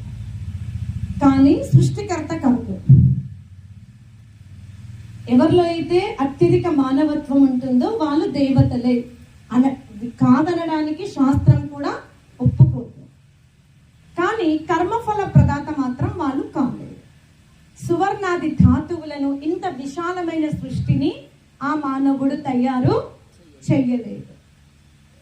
ఇక ఆయన వేసిన క్వశ్చన్ మీకు చాలా చిన్నగా అనిపిస్తుంది, కానీ దాని మీద నేను 40 కాదు 40 నెలలు మాట్లాడిన ఆన్సర్ సరిపోదు. అయినా మీ ముందు పెడతా. దేవ అంటే దివి క్రీడ విజిగీష అంటే దేవ దానాద్వా ద్యోతనాద్వా ప్రకాశనాద్వా. దేవతలు అంటే దానం ఇచ్చేవారు. మనం ఎవరిని దేవతలు అంటున్నాం? దానం ఇచ్చేవారు. ఇది నీ క్వశ్చనే, చాలా జాగ్రత్తగా వినాలి. ఎదురుగా కూర్చో, అప్పుడు నేను నీకు చాలా ఎక్కువ చెప్పగలుగుతా. ఎదురుగా కూర్చో. క్వశ్చన్ ఎవరైతే వేసారో వాళ్ళు ఎదురుగా కూర్చోవాలి. మరి అర్థమైందా? దేవతలు అంటే దానం చేసేవాళ్ళు, ప్రకాశాన్ని ఇచ్చేవాళ్ళు, జ్ఞానాన్ని పంచేవాళ్ళు. దేవ అంటే మీనింగ్ ఏం చెప్పాను? ప్రకాశాన్ని ఇచ్చేవాళ్ళు, నాలెడ్జ్ ఇచ్చేవాళ్ళు, దానం ఇచ్చేవాళ్ళు, వీళ్ళందరూ దేవతలే. ఆ దేవతలు 2 రకాలుగా ఉన్నారు. ఒకరు జడ దేవతలు, మరొకరు చేతన దేవత. చేతన దేవతలు వేరు, జడ దేవతలు వేరు. ఇప్పుడు చూద్దాం, మనకి దానం ఎవరిస్తారు? దానం ఎక్కడి నుండి తీసుకుంటున్నాం మనం? చెట్ల నుండి, నదుల నుండి, వాయు దేవత నుండి, అంటే ప్రకృతి నుండి మనకు దానం. గాలి, నీరు, పంట పొలాలు, జీవన లైఫ్, వీళ్ళందరూ కూడా మనకు దేవతలే. పృథివీ దేవతలే, వాయువు దేవతలే, జలము దేవతలే, చెట్లు దేవతలే. ఇప్పుడు మన వాకిట్లో చెట్టు ఉంది. ఆ చెట్టు మనకు ఆక్సిజన్ ఇస్తుంది. మరి ఆ చెట్టుని మనం గౌరవించాలి, అది దేవత. ఆ చెట్టుకి మనం ఏం చేయాల్సి వస్తుంది? ఒక పసుపు తాడు కడితే అయిపోతుంది? కంపల్సరీ నీళ్లు పోయాలి. ఆ చెట్టుని ఏదైనా పురుగు తింటుందంటే దాన్ని మనం తొలగించాలి. అప్పుడు మనం ఆ వృక్ష దేవతని కాపాడుకుంటాం, రుణం తీర్చుకుంటాం. అదే కరెక్ట్. అంతేగాని దానికి పసుపు కుంకుమ వేసి ఒక దీపం పెట్టామంటే ఏమవుతుంది? అది దేవత కాదు. ఇక మనకు ప్రకాశాన్ని ఎవరిస్తున్నారు? లైట్ ఎవరిస్తున్నారు? సన్, ఇంకా మూన్. కాబట్టి సూర్య చంద్రాదులని మనం ఏం చేయాలి? అవి డ్యామేజ్ కాకుండా చూసుకోవాలి. సూర్యుల్లో ఉన్నటువంటి ఏవైతే పొరలు ఉన్నాయో ఆ పొరలను తెగిపోకుండా మన జీవన విధానాన్ని మనం కొనసాగించుకోవాలి. అప్పుడు మనం సూర్య చంద్రాదులని కాపాడుకున్న వాళ్ళం అవుతాం. ఇక మనకి జ్ఞానం ఎవరిస్తారు? పరమాత్ముడు, అమ్మ, నాన్న, గురువు. పరమాత్ముడు, అమ్మ, నాన్న, గురువు. పరమాత్మని పక్కన పెడతాను కాసేపు. ఎవరున్నారు ఇప్పుడు? మన ముగ్గురు ఉన్నారు. ఏంటి? అమ్మ, నాన్న, గురువు. వీళ్ళకి నీళ్లు పోస్తే సరిపోతుందా? వీళ్ళకు నీళ్లు పోస్తే సరిపోదు.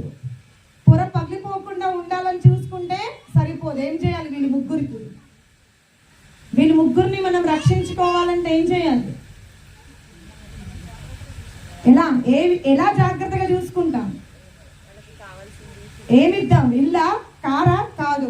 సమయానికి భోజనం, మంచి మాటలు, శుద్ధమైన వస్త్రాలు. అంతే కదా? వస్త్రాలు, భోజనం, రెస్పెక్ట్, ఈ 3 ఇచ్చినప్పుడే మనం అమ్మ, నాన్న, గురువుని ఆరాధించిన వాళ్ళం అవుతాం. ఇప్పుడు ఎవరు మిగిలారు? పరమాత్ముడు మిగిలారు. అతను అడిగారు, క్రైస్తవులు ఒక దేవుణ్ణి, ముస్లింలు ఒక దేవుణ్ణి, హిందువులు ఒక దేవుణ్ణి అంటారు. ఇప్పుడు మనకి రాముడు ఏమిచ్చాడు? రాముడు మనకేమిచ్చాడు? జీవన విధానాన్ని ఇచ్చాడు. కాబట్టి రాముడు దేవుడు, కానీ సృష్టికర్త కాదు. రాముడే ప్రపంచంలో. రాముణ్ణి మనం ఏం చేసామంటే ఒక గుడి కట్టి ఆయన కెపాసిటీని మనం క్లోజ్ చేసాం.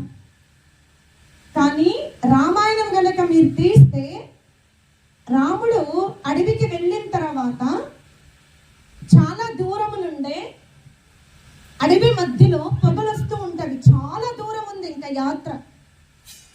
లక్ష్మణుడితో అంటున్నాడు, లక్ష్మణ ఈ ధూమం ఇక్కడ ఉంది అంటే ఈ చుట్టుపక్కలనే భరద్వాజ ఋషి యొక్క ఆశ్రమం ఉంది. భరద్వాజ ఋషి ఆశ్రమంలో అగ్నిహోత్రము ఎప్పుడు కూడా ఆగదు అని ఆ ధూమాన్ని చూసి అతను అక్కడికి వెళ్తాడు. భరద్వాజ ఋషి ముని ఆశ్రమానికి వెళ్తాడు. ఆ భరద్వాజ ఋషి ముని ఆశ్రమానికి వెళ్ళిన తర్వాత భరద్వాజ ఋషి రాముణ్ణి ఇక్కడే ఉండిపో అంటాడు. కానీ నేను ఇక్కడ ఉండను, నేను ఇక్కడ ఉన్నానంటే బంధువులందరూ నన్ను తరచూ కలవడానికి వస్తారంటే అప్పుడు రాముడి యొక్క అడ్రస్ ఎవరికి తెలియకుండా చిత్రకూట పర్వత యొక్క చిరునామా ఎవరిస్తున్నారు? భరద్వాజ ఋషి ఇస్తున్నారు. భరద్వాజ ఋషికి తప్ప రాముడు ఎక్కడ ఉన్నాడో ఎవ్వరికి తెలియదు. మరి సీతాదేవి రాముడితో ఎందుకు వెళ్ళింది? రాముడిని వదిలి ఉండలేక అనుకుంటున్నారు. కానీ సీతాదేవి అగ్రికల్చర్ నాలెడ్జ్ ఉన్న స్త్రీ. ఆమెకి ప్రతి ఒక్క లీఫ్ ఏ పురుగు కరిస్తే వాడొచ్చు అన్న ఏంటి బయాలజీ నాలెడ్జ్ ఉన్న స్త్రీ ఆమె. తన రామునికి దారిలో ఏదైనా ముళ్ళు కుచ్చుకున్నా అక్కడ వైద్యం ఎవరు చేస్తారంటే సీతాదేవియే చెయ్యగలుగుతుంది.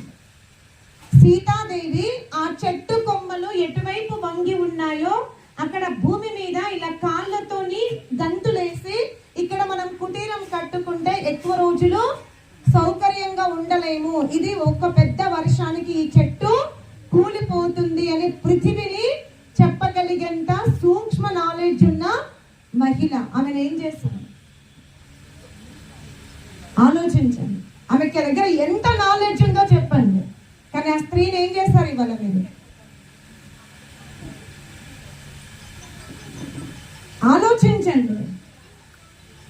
సీతాదేవిని హనుమంతుడు అడుగుతాడు, ఇంత రాక్షసుల మధ్యలో నిన్ను నీవు భయరహితముగా ఎలా జీవించున్నావు, ఎలా కాపాడుకున్నావంటే సీతాదేవి ఓన్లీ నేను మెడిటేషన్ గాయత్రి మంత్రం అని చెప్పింది. అది ఏ రామాయణంలో ఏ పురోహితులు మీకు చెప్తారు చెప్పండి? ఆమె ఒక్కటే చెప్పింది, నేను ప్రతిరోజు మెడిటేషన్ చేసిన, ప్రతిరోజు గాయత్రి మంత్రం చదువుకున్నా కాబట్టి ఈ భయంకరుడైనటువంటి రావణాసురుడిని నన్ను నేను రక్షించుకోగలిగాను అంది. ఇవాళ మనం సీతాదేవిని అమ్మవారిగా కొలుస్తాం, కానీ సీతాదేవి ఏ శక్తితో జీవించిందో ఆ శక్తి మన దగ్గర ఉందా? సీతాదేవి లలిత సహస్రనామాలు చదవలేదు, విష్ణు సహస్రనామాలు చదవలేదు, కేవలం వేదమే చదివింది. సీతాదేవి కంఠములో ఏముండింది? వేదం. ఇవాళ మనం వేదము నుండి ఏమయ్యాం? పక్కకి వెళ్ళిపోయాం. వేదం అంటేనే నాలెడ్జ్.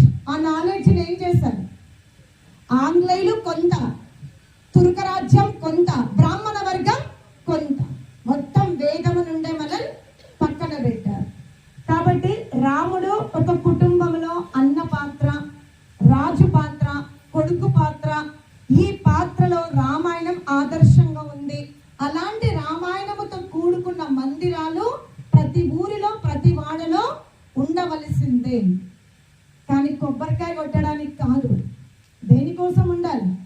హిస్టరీని కూర్చొని చదివి నిత్య జీవితంలో ఆ రోల్లో మనం ఉంటే ఏం చేస్తున్నాం అనేది విమర్శించుకోవడానికి ఆ మందిరాలు ఉండాల్సిందే. కానీ మనం ఏం చేస్తున్నాం? శ్రీరామ రామ రామేతి అని అంటాం, ఇంటికి వచ్చి తమ్ముడిని మోసం చేస్తాం. ప్రజలకు ఏం చెప్తున్నాం? నన్ను గెలిపించండి, మీ సమస్యలన్నీ దూరం చేస్తామంటాం. ఎక్కడి పనులు అక్కడే. కానీ రాముడు ఏమన్నాడు?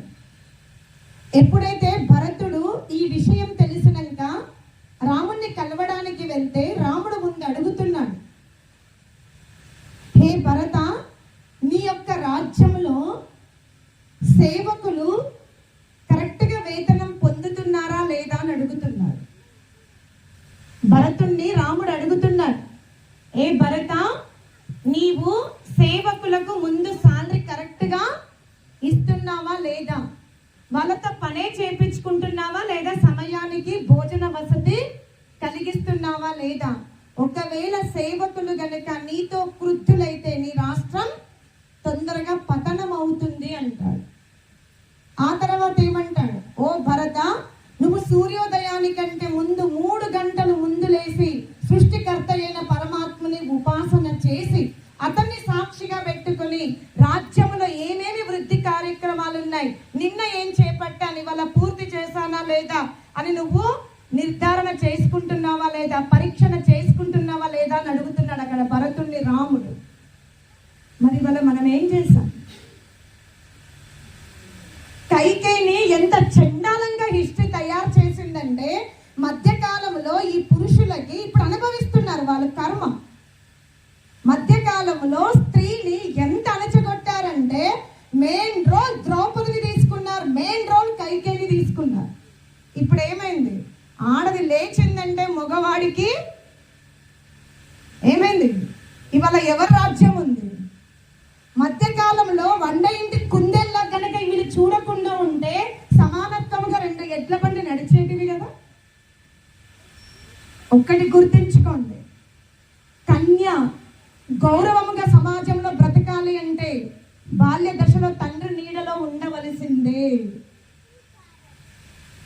యవ్వనములో భర్త నీడలో ఉండవలసిందే, వార్ధక్యములో కొడుకు చాటున ఉండవలసిందే.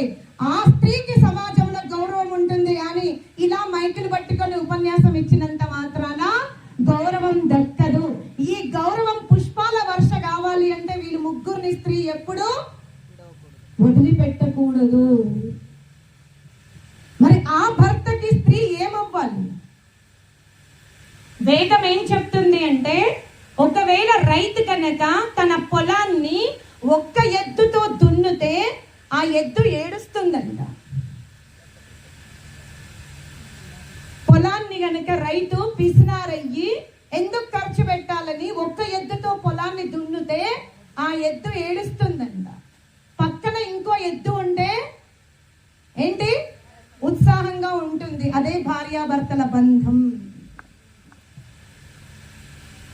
ఎలా పొలం దున్నాలి అంటే 2 ఎద్దులు కావాలో, గృహస్థమైన కర్తవ్యాలు పూర్తి కావాలి అంటే కూడా భార్యాభర్తలు ఉండాల్సిందే. ఇప్పుడు ఏ ఎద్దు బలంగా లేకపోయినా రైతు కర్రతో కొడతాడు. అలాగే పురుష ఎద్దు వీకుంటే సమాజం కొడుతుంది, స్త్రీ ఎద్దు వీకుంటే కుటుంబం తిడుతుంది. కాబట్టి ఇందులో ఎవ్వరూ పెద్ద కాదు. అందుకని రామాయణంలో కైకేయి యొక్క స్టోరీ చూడండి. కైకేయి ఎంత రూపవతి అంటే, ఎంత గుణవతి అంటే, ఎంత క్షత్రియ విద్యలో నైపుణ్యరాలంటే ఆ సమయంలో వరల్డ్ లోనే కైకేయితో సమానమైన స్త్రీ లేదు. టాలెంట్లో, తర్వాత అందంలో, హైట్ పర్సన్ లో, రాజనీతి విషయంలో కైకేయికి సమానమైనటువంటి నాలెడ్జ్ గల స్త్రీ ఇండియాలోనే కాదు మొత్తం ప్రపంచంలోనే లేదు. అలాంటి కన్య దగ్గరికి ఎవరు వెళ్ళారు? దశరథుడు వెళ్ళాడు. ఆమె యొక్క స్వరూపాన్ని చూసి, ఆమె యొక్క నైపుణ్యతను చూసి ఆ రాజుతో ఏమన్నాడు? నాకు నీ కూతుర్ని ఇవ్వవయ్యా అన్నాడు. ఏ తండ్రికైతే తన కూతురు యొక్క రూపముతో కొంచెం ఫీలింగ్ బాగుంటుందో, మీరు పెళ్లి చూపులకు వెళ్ళినప్పుడు మీరు ఏం చూస్తారు? మీ కన్య చాలా బాగుంది, అందగత్య, బాగా చదువుకుంది, సంబంధాలు ఏవి రావాలి మీ గడప లోపలికి? మామూలుగా ఉంటాయి. మీకు 3 కూతుర్లు అనుకోండి. నా పెద్దమ్మాయి గురించి నేను ఏమి ఎక్కువ ఆలోచించాను, కానీ మా మధ్యలో అమ్మాయి భలే అందంగా ఉంది, నేను చిన్న కుటుంబానికి ఇవ్వము అంటాను. అంటామా అనమా? 3 కూతుర్లు సమానమే, ప్రేమ అంతే ఇస్తాం. కానీ కొంచెం చామన ఛాయ్ ఉన్నా, కొంచెం రూపాలు అటు ఇటు ఉన్నా తండ్రి ఏమంటాడు? నా కూతురు మామూలుగా ఉంది కాబట్టి నేను కూడా మామూలు ఇంటికే ఇస్తాను అంటాడు. నీ కూతురు కనుక అందం ఉంటే తక్కెల్లో కూర్చుంటాడు, ఎవరు ఎక్కువ అని. మరి కైకేయి యొక్క తండ్రి కూడా అలాగే అంటాడు దశరథ మహారాజుతో, నా కూతురికి ఏమి లోపం ఉందని నేను నీకు సవతిగా ఇవ్వాలి, ఎందుకంటే నీకు ఆల్రెడీ వివాహం అయిపోయింది అని. అప్పుడు దశరథ మహారాజు ఏమంటాడు తెలుసా? నేను ప్రతిజ్ఞ చేస్తున్నాను, ఈమె కంటే ముందు ఎవరికి సంతానము కలిగినా వాళ్ళు సింహాసనం మీద కూర్చోరు, ఈమె ద్వారా వచ్చిన సంతానానికి నేను సింహాసనం ఇస్తానని ప్రతిజ్ఞ చేశాడు. ఏం చేశాడు? నీ ద్వారా అంటే కైకేయి ద్వారా కలిగినటువంటి సంతానానికే సింహాసన అధికారం ఉంటుంది, నేను ఎవ్వరికీ అధికారం ఇవ్వనన్నాడు. మీరు పెళ్లి చేసేటప్పుడు కన్యకి ఏమని చెప్తారు? ఎన్ని కష్టాలు వచ్చినా మెట్టినింటి గౌరవాన్ని మార్కెట్లో పెట్టకన్నారు. మరి అలా ఆ ముగ్గురి రాణులకి 4 సుపుత్రులు పుడితే రాజ్యాభిషేకం వచ్చినప్పుడు కైకేయి తండ్రి దగ్గరికి వెళ్ళి యుద్ధం చేసిందా? కేవలం తన భర్తను అడిగిందా? మరి ఎందుకు ఈ రాష్ట్రం ఇలా చేసింది? ఆమె తన తండ్రి దగ్గరికి వెళ్ళో తన తోబుట్టువుల దగ్గరికి వెళ్ళో లాయర్ని పట్టుకొని కోర్టుకి రాలేదు. కేవలం తన భర్తను అడిగింది. మీరు ప్రతిజ్ఞలు మర్చిపోతున్నారు అంటే ఆమె కుల గౌరవాన్ని కాపాడిందా? కుల ప్రతిష్టని ధ్వంసం చేసిందా? ఏమయ్యా పురుష సమాజము స్త్రీ యొక్క ఔన్నత్యాన్ని ఎంత పతనముగా చూపించింది మన దేశం. ఆమె ఎంత సమర్థురాలంటే ఆనాడు దశరథ మహారాజుతో ఎదురుగా నిలబడి యుద్ధం చేయగలిగే స్త్రీ తన ప్రకోష్టానికి పిలిచి ప్రేమగా అడిగింది, మీరు ప్రతిజ్ఞను ఉల్లంఘిస్తున్నారు, దీనివల్ల మన వంశ గౌరవం దెబ్బతింటుంది అని. చెప్పండి, కైకేయి ఎంత సమర్థురాలు, ఎంత భర్తని ప్రేమించింది, ఎంత తన కుల గౌరవాన్ని ప్రేమించిందో ఒక్కసారి మీరు ఆలోచించుకోండి. ఏం పట్టింది మనందరికి? కైకేయిని ఎంత నెగిటివ్ గా చూపించాం. ఆమె తన భర్త గౌరవాన్ని, రేపు మా నాన్నగారు వచ్చి అక్కడ రాముడికి రాజ్యాభిషేకం అవుతున్నప్పుడు నా పుట్టినింటి వాళ్ళు వచ్చి అడిగినప్పుడు నా భర్త తలదించుకోవాల్సి వస్తుంది, దానికంటే ముందు నేను తలదించుకుంటాను అంది. ఆ హిస్టరీ చెప్పడం చేతగాలేదే మనకి. మళ్ళీ మనం ఎవరము? రామ భక్తులము. ఆ రాముణ్ణి అంత గొప్పగా ఎవరు తయారు చేశారు? కైకేయే కదా. ఆలోచించండి. అందుకు వాళ్ళు దేవతలు అయ్యారు. ఒక హిస్టరీనే నిర్మాణం చేశారు, కానీ వాళ్ళు సృష్టికర్తలు కాదు. సృష్టికర్తకి నా రూపం నా శబ్దం. ఆ పరమాత్మునికి రూపము లేదు. ఆ పరమాత్ముడు పెద్ద చిన్న ఒక స్థానములో ఉండడు, అంతటా ఉంటాడు. నీవు దర్శించుకోవాలి అంటే నీకు ఒక వ్యవస్థ చేశాడు పరమాత్ముడు. అతను అంతటా ఉంటాడు, కానీ నువ్వు అంతటా ఉండలేవు కదా. ఇప్పుడు కైలాసగిరి ఎక్కాలంటే మోకాలు నొప్పులు రావద్దు,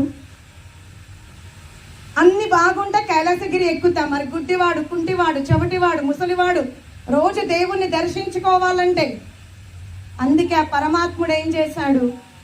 నేను అంతటా ఉంటాను, కానీ నువ్వు నాతో మాట్లాడాలి అనుకుంటే, నీవు నన్ను దర్శించుకోవాలనుకుంటే, నీ యొక్క ఈ వెంట్రుక ఉత్పత్తి లోపల మస్తిష్క భాగమున ఒక హృదయ గూడు ఉంది, అందులో నేను నీకు దర్శనం ఇస్తాను అన్నాడు.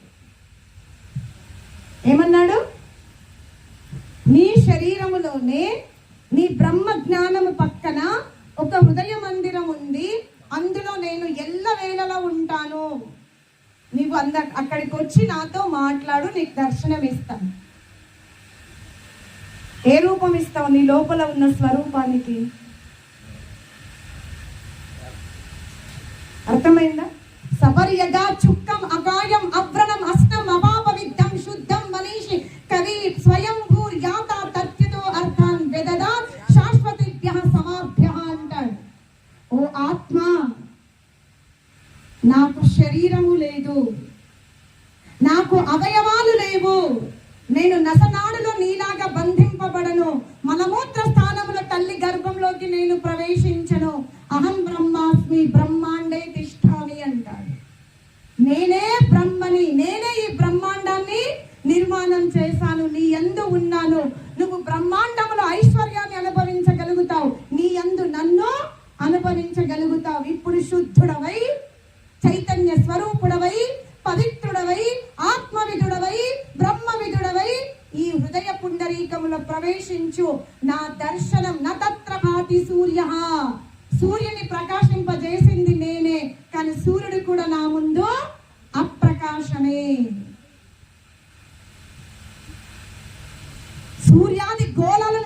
చేసిన వాడిని నేనే, నా కాంతి నీకు నేను దర్శనం ఇస్తాను, కానీ నువ్వు వెళ్తున్న చార్ధాములో నేను కనిపించను, నేను కట్టుకున్న గూటిలోనే నేనుంటాను, వచ్చి చూడు అన్నాడు.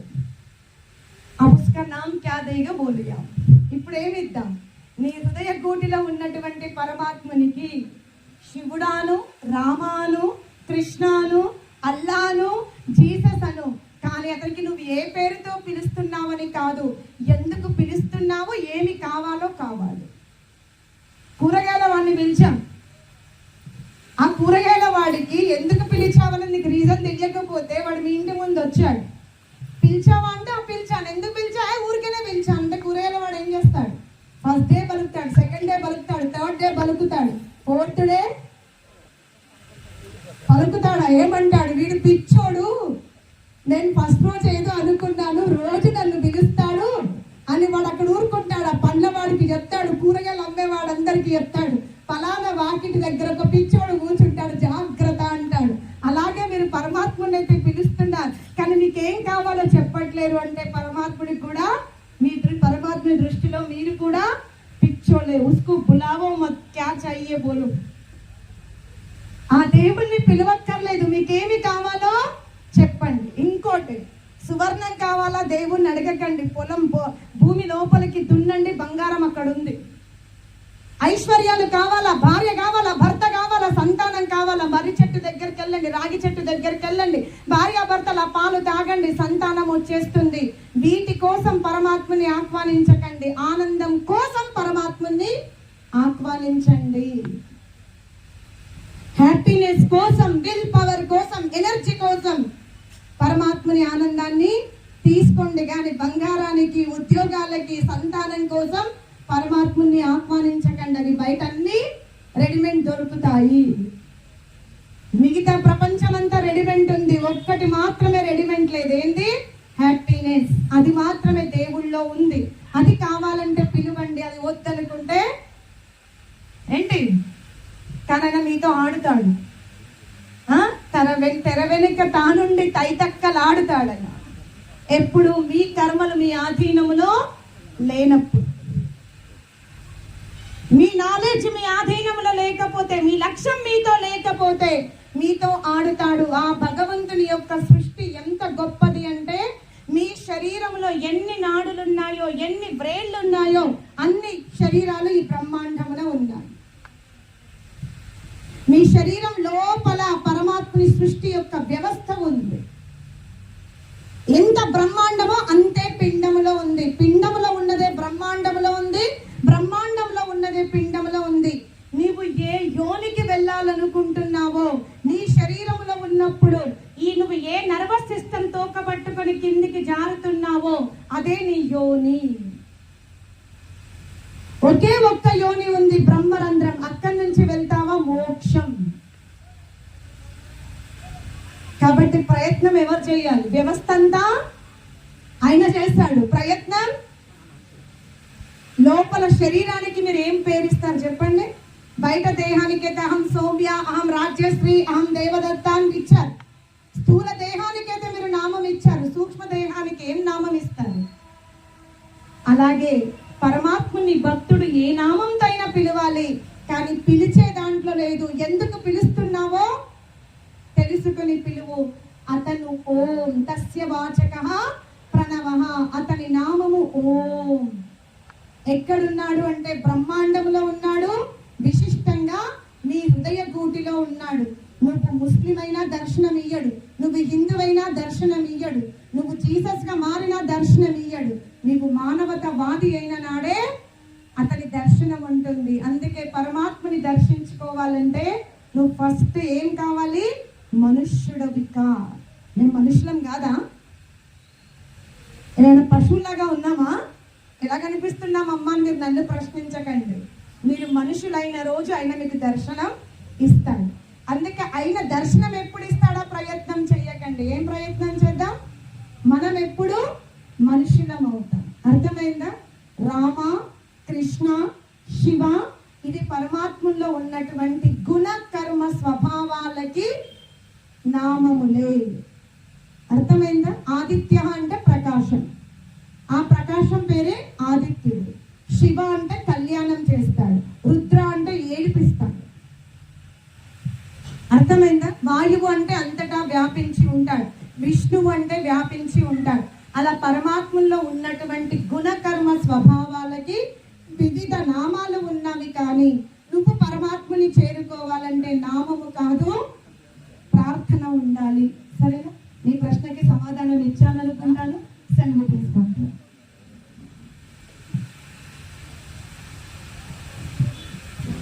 हाँ बोलिए.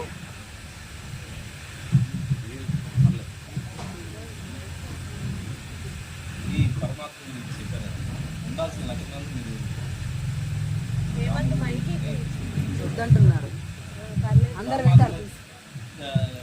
ఆయన ఆశ ఇప్పుడు నాకు ఈ కోరికలు ఉన్నాయి అని చెప్పి అనుకుంటారు కదా, కోరికలు తీరాలంటే ఏ పరమాత్మని ప్రార్థించాలా? నీ కోరికలు తీరాలంటే నిన్ను నువ్వే ప్రార్థించుకో. ఇప్పుడు మామూలు పూజలు అన్నీ చేస్తున్నారు కదా, కొంచెం మనిషికి ప్రశాంతత అనేది ఉంటుంటుంది కదా, పూజ చేసిన దాని వల్ల ఈ కోరికలు తీరినవి జనరల్గా అనుకుంటా ఉంటాం.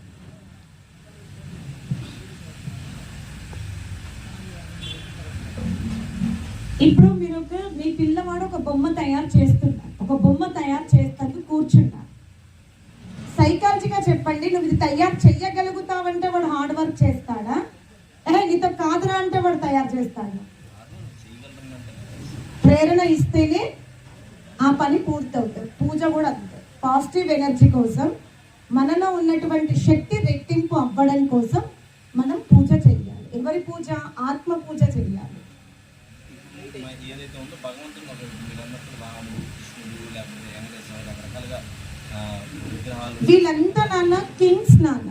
ఓన్లీ వీళ్ళు కింగ్స్, రాజులే. వీళ్ళు పరమాత్ములు కాదు. వీళ్ళు రాజుగా ఉన్నప్పుడు వాళ్ళ సర్వస్వాన్ని శివుడు ఉన్నాడు. శివుడు కొన్ని లక్షల సంవత్సరాల క్రితం రాజుగా ఉన్నప్పుడు ప్రజలకి నీళ్లు లేక, పంటలు పండక, చెట్లు ఎండిపోతున్నాయి, సర్వ జీవరాశులు నీరు దొరకక అల్లాడిపోతున్న సమయంలో శివుడు తన రాజ్యానికి నీళ్లను తీసుకురావడానికి ఉన్నతమైన పర్వతం వైపు వేగముగా వెళ్ళి ఆ వాటర్ని కిందికి తీసుకొచ్చారు.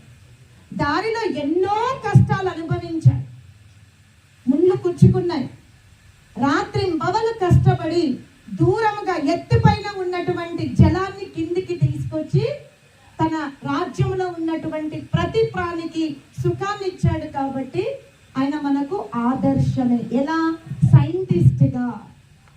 భగవంతుని ఎలా అతను తర్వాత జరిగే చాలా ప్రాణులకి వాటర్ ప్రాబ్లం కానీ ఇలాంటివన్నీ లేకుండా భగవంతుని అవసరం. భగవంతుని ఎవరు అనుకోవాలంటే మనిషిని అనుకోవాలి, ఆత్మనే అనుకోవాలి. మీరు కళ్ళు మూసుకొని, నేనైతే ఇమ్మీడియట్లీ దేవుళ్ళలో దర్శించుకోగలుగుతాను. ప్రాసెస్ మాత్రం శుద్ధమైన గాలి, ఎక్కువ గాలి ప్రవహించొద్దు, లైట్గా గాలి ఉండాలి, మరి ఎక్కువ వేడి ఉండొద్దు, ఎక్కువ వెలుతురు ఉండొద్దు, సౌండ్ సిస్టమ్ ఎక్కువ ఉండొద్దు. లోపల యాత్ర చెయ్యాలి. చేస్తూ ఉన్నప్పుడు నువ్వు లోపల ఎందుకు ఇంత కష్టపడుతున్నావు ఆయనకు తెలిసినాడు. అతను నిన్ను తన గూటిలోకి తీసుకుంటాడు. చాలా రహస్యంగా తీసుకెళ్ళి అద్భుతమైన ప్రపంచాన్ని చూపిస్తాడు. మిగతాదంతా భ్రమనే. లోపల మనం కూర్చుని ఆలోచనలని నియంత్రించుకున్నాం, కోరికల్ని నియంత్రించుకున్నాం, స్మృతులని నియంత్రించుకున్నాం. ఏది అడ్డు రాకుండా కేవలం నాకు దైవ దర్శనమే జరగాలని జీవుడు తన మనస్సుని, తన బుద్ధిని, తన చిత్తంను, తన ఉనికినంతా కూడా పరమాత్మునికి సమర్పించిన నాడు పరమాత్ముడు ఆ జీవుణ్ణి అక్కడికి తీసుకెళ్ళి అద్భుతమైన ఆనందాన్ని అనుభూతిలోకి తీసుకొస్తుంది. అది ఎక్కడో కాదు, ఇప్పుడు కూడా నీకు జరగవచ్చు. ఎప్పుడు నీ మనస్సు ప్రశాంతంగా ఉంటుంది. గాలి నీకు ఎలా ఉపయోగపడుతుంది?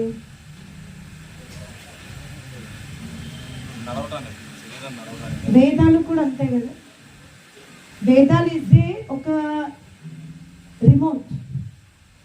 టీవీ ఆన్ చేయాలంటే, వాషింగ్ మిషన్ ఆన్ కావాలంటే, నీ కార్ ముందుకెళ్ళాలంటే, దట్ ఈస్ వేదం. వేదం ఇజే మానవ జీవితానికి ఒక రిమోట్, కంట్రోల్, పవర్.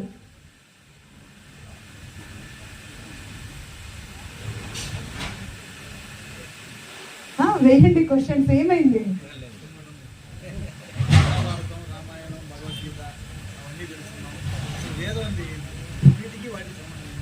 మన వేదములో మానవ కల్పిత హిస్టరీ ఉండదు, అది జరిగిన హిస్టరీ కాదు.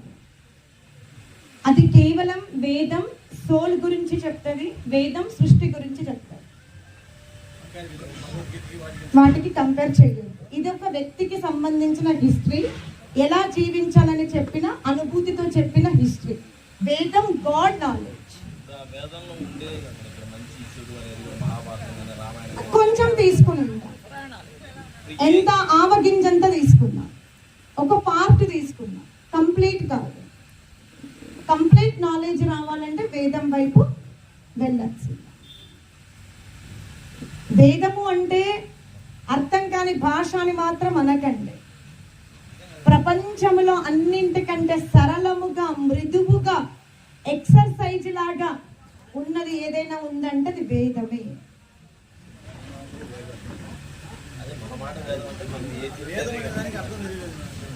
వేదం అంటేనే నాలెడ్జ్, వేదం అంటేనే పవర్, వేదం అంటేనే ఎనర్జీ. మనం పీల్చే గాలి కానీ వెలుతురు కానీ లేకపోతే ఏ నడవడికి కానీ ఏదైనా వేదంతో అనుసంధానం ఉంది. అయితే నువ్వు వేదం తీసుకున్నప్పుడు నీ శరీరంలో ఆ గాలిని నువ్వు ఆరోహణ అవరోహణ క్రియలో తీసుకుంటావు.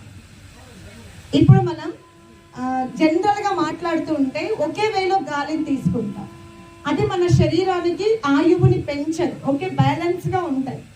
ఆయువు పెరగాలి అంటే వేద మంత్రం చదవాలి. ఇప్పుడు చూడండి, ఇది చెప్పేసి మన మీద వస్తాం. వేదం తీసుకున్నప్పుడు నా శ్వాస చూడండి. ఓం భూర్భువస్వః తత్సవితుర్వరేణ్యం భర్గో దేవస్య ధీమహి ధియో యో నః ప్రచోదయాత్. నార్మల్ శ్వాస చెప్తా. ఓం భూర్భువస్వః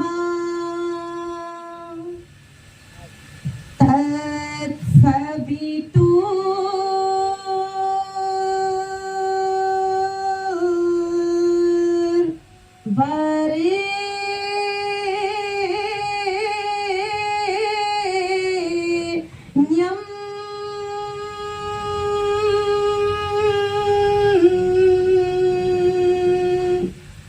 భర్గో దేవస్య ధీమహి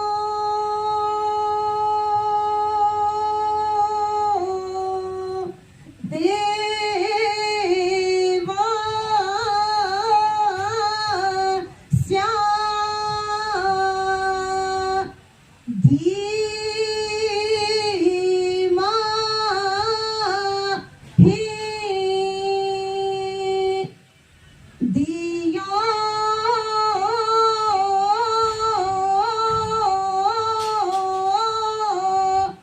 యో నః ప్రచోదయాత్. ఏమైంది?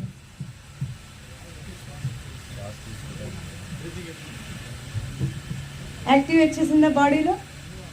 అమ్మ మీరు చెప్పు. మన లైఫ్ స్టైల్ బట్టి మన ఆయుష్ అంటారు కదా. హా, ఆయుష్ ఎక్కువ ఆయుష్ ఉండే కొద్దికి ప్రాబ్లమ్స్ ఎక్కువే ఉంటాయి కదా.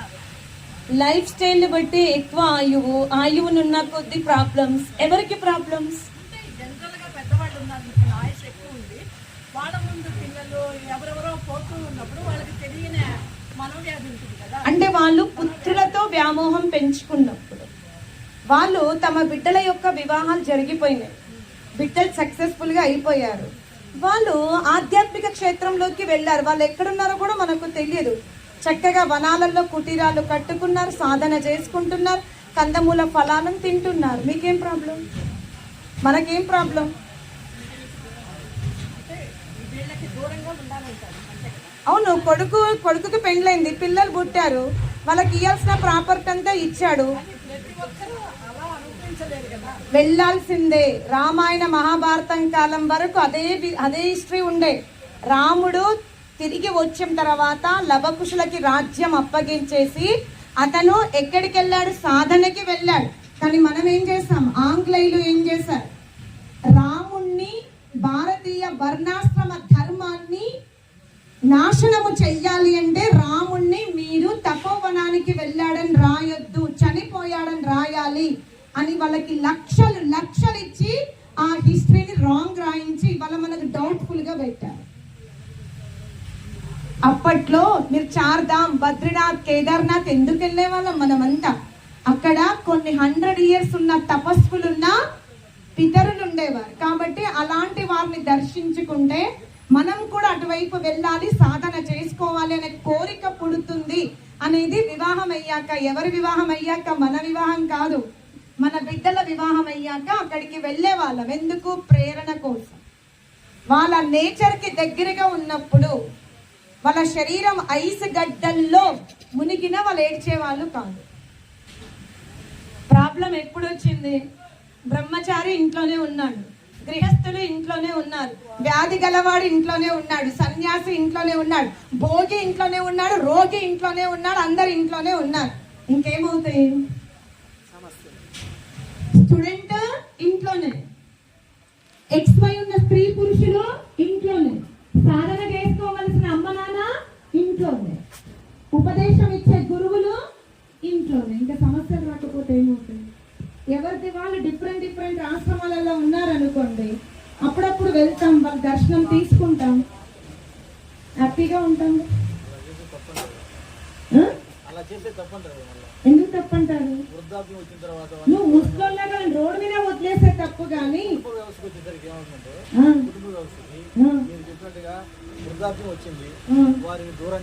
నేను ముసలిదానికి వెళ్ళమని చెప్పలే కదా. నీ కొడుకు పెళ్లిగా నువ్వు వెళ్ళిపో, అవయవాలని కరెక్ట్ గా ఉన్నవి. మనసు ఒప్పుకొని దానికి నువ్వు సిద్ధాంతం మార్చుకో. దట్ ఈస్ సాంప్రదాయం, అది నీ పర్సనల్ కోరిక. అందుకే నేనేం చెప్పాను, నీ కోరిక ఉన్నంత వరకు నువ్వు దేహంలో ఉంటావు. అర్థమైందా? సంతానం ప్రయోజకులు అయ్యారు, వాళ్ళ వివాహాలు అయిపోయినవి, వాళ్ళకి ఒకరిద్దరు సంతానం అయ్యారంటే మనము తప్పకుండా కుటీరాలు ఉండేటివి. అప్పట్లో అక్కడ వాళ్ళు సాధన చేసుకునే వాళ్ళు, హ్యాపీగా ఉండేవాళ్ళు. మనం అప్పుడప్పుడు వెళ్ళి మనకు తోచినంతగా అంటే మన అమ్మ నాన్న ఉన్న ఆశ్రమానికే వెళ్ళాలని కాదు, మన గ్రామంలో అటువంటి ఆశ్రమం ఉందంటే మనం డొనేషన్స్ ఇచ్చేవాళ్ళం. ఎక్కడో మన అమ్మ నాన్న ఉంటేనే కాదు, మన ఊర్లో అలాంటి సాధన ఆశ్రమాలు ఉన్నాయంటే మన డబ్బు ఎక్కడికి వెళ్ళేది? సాధన ఆశ్రమానికి వెళ్ళేది.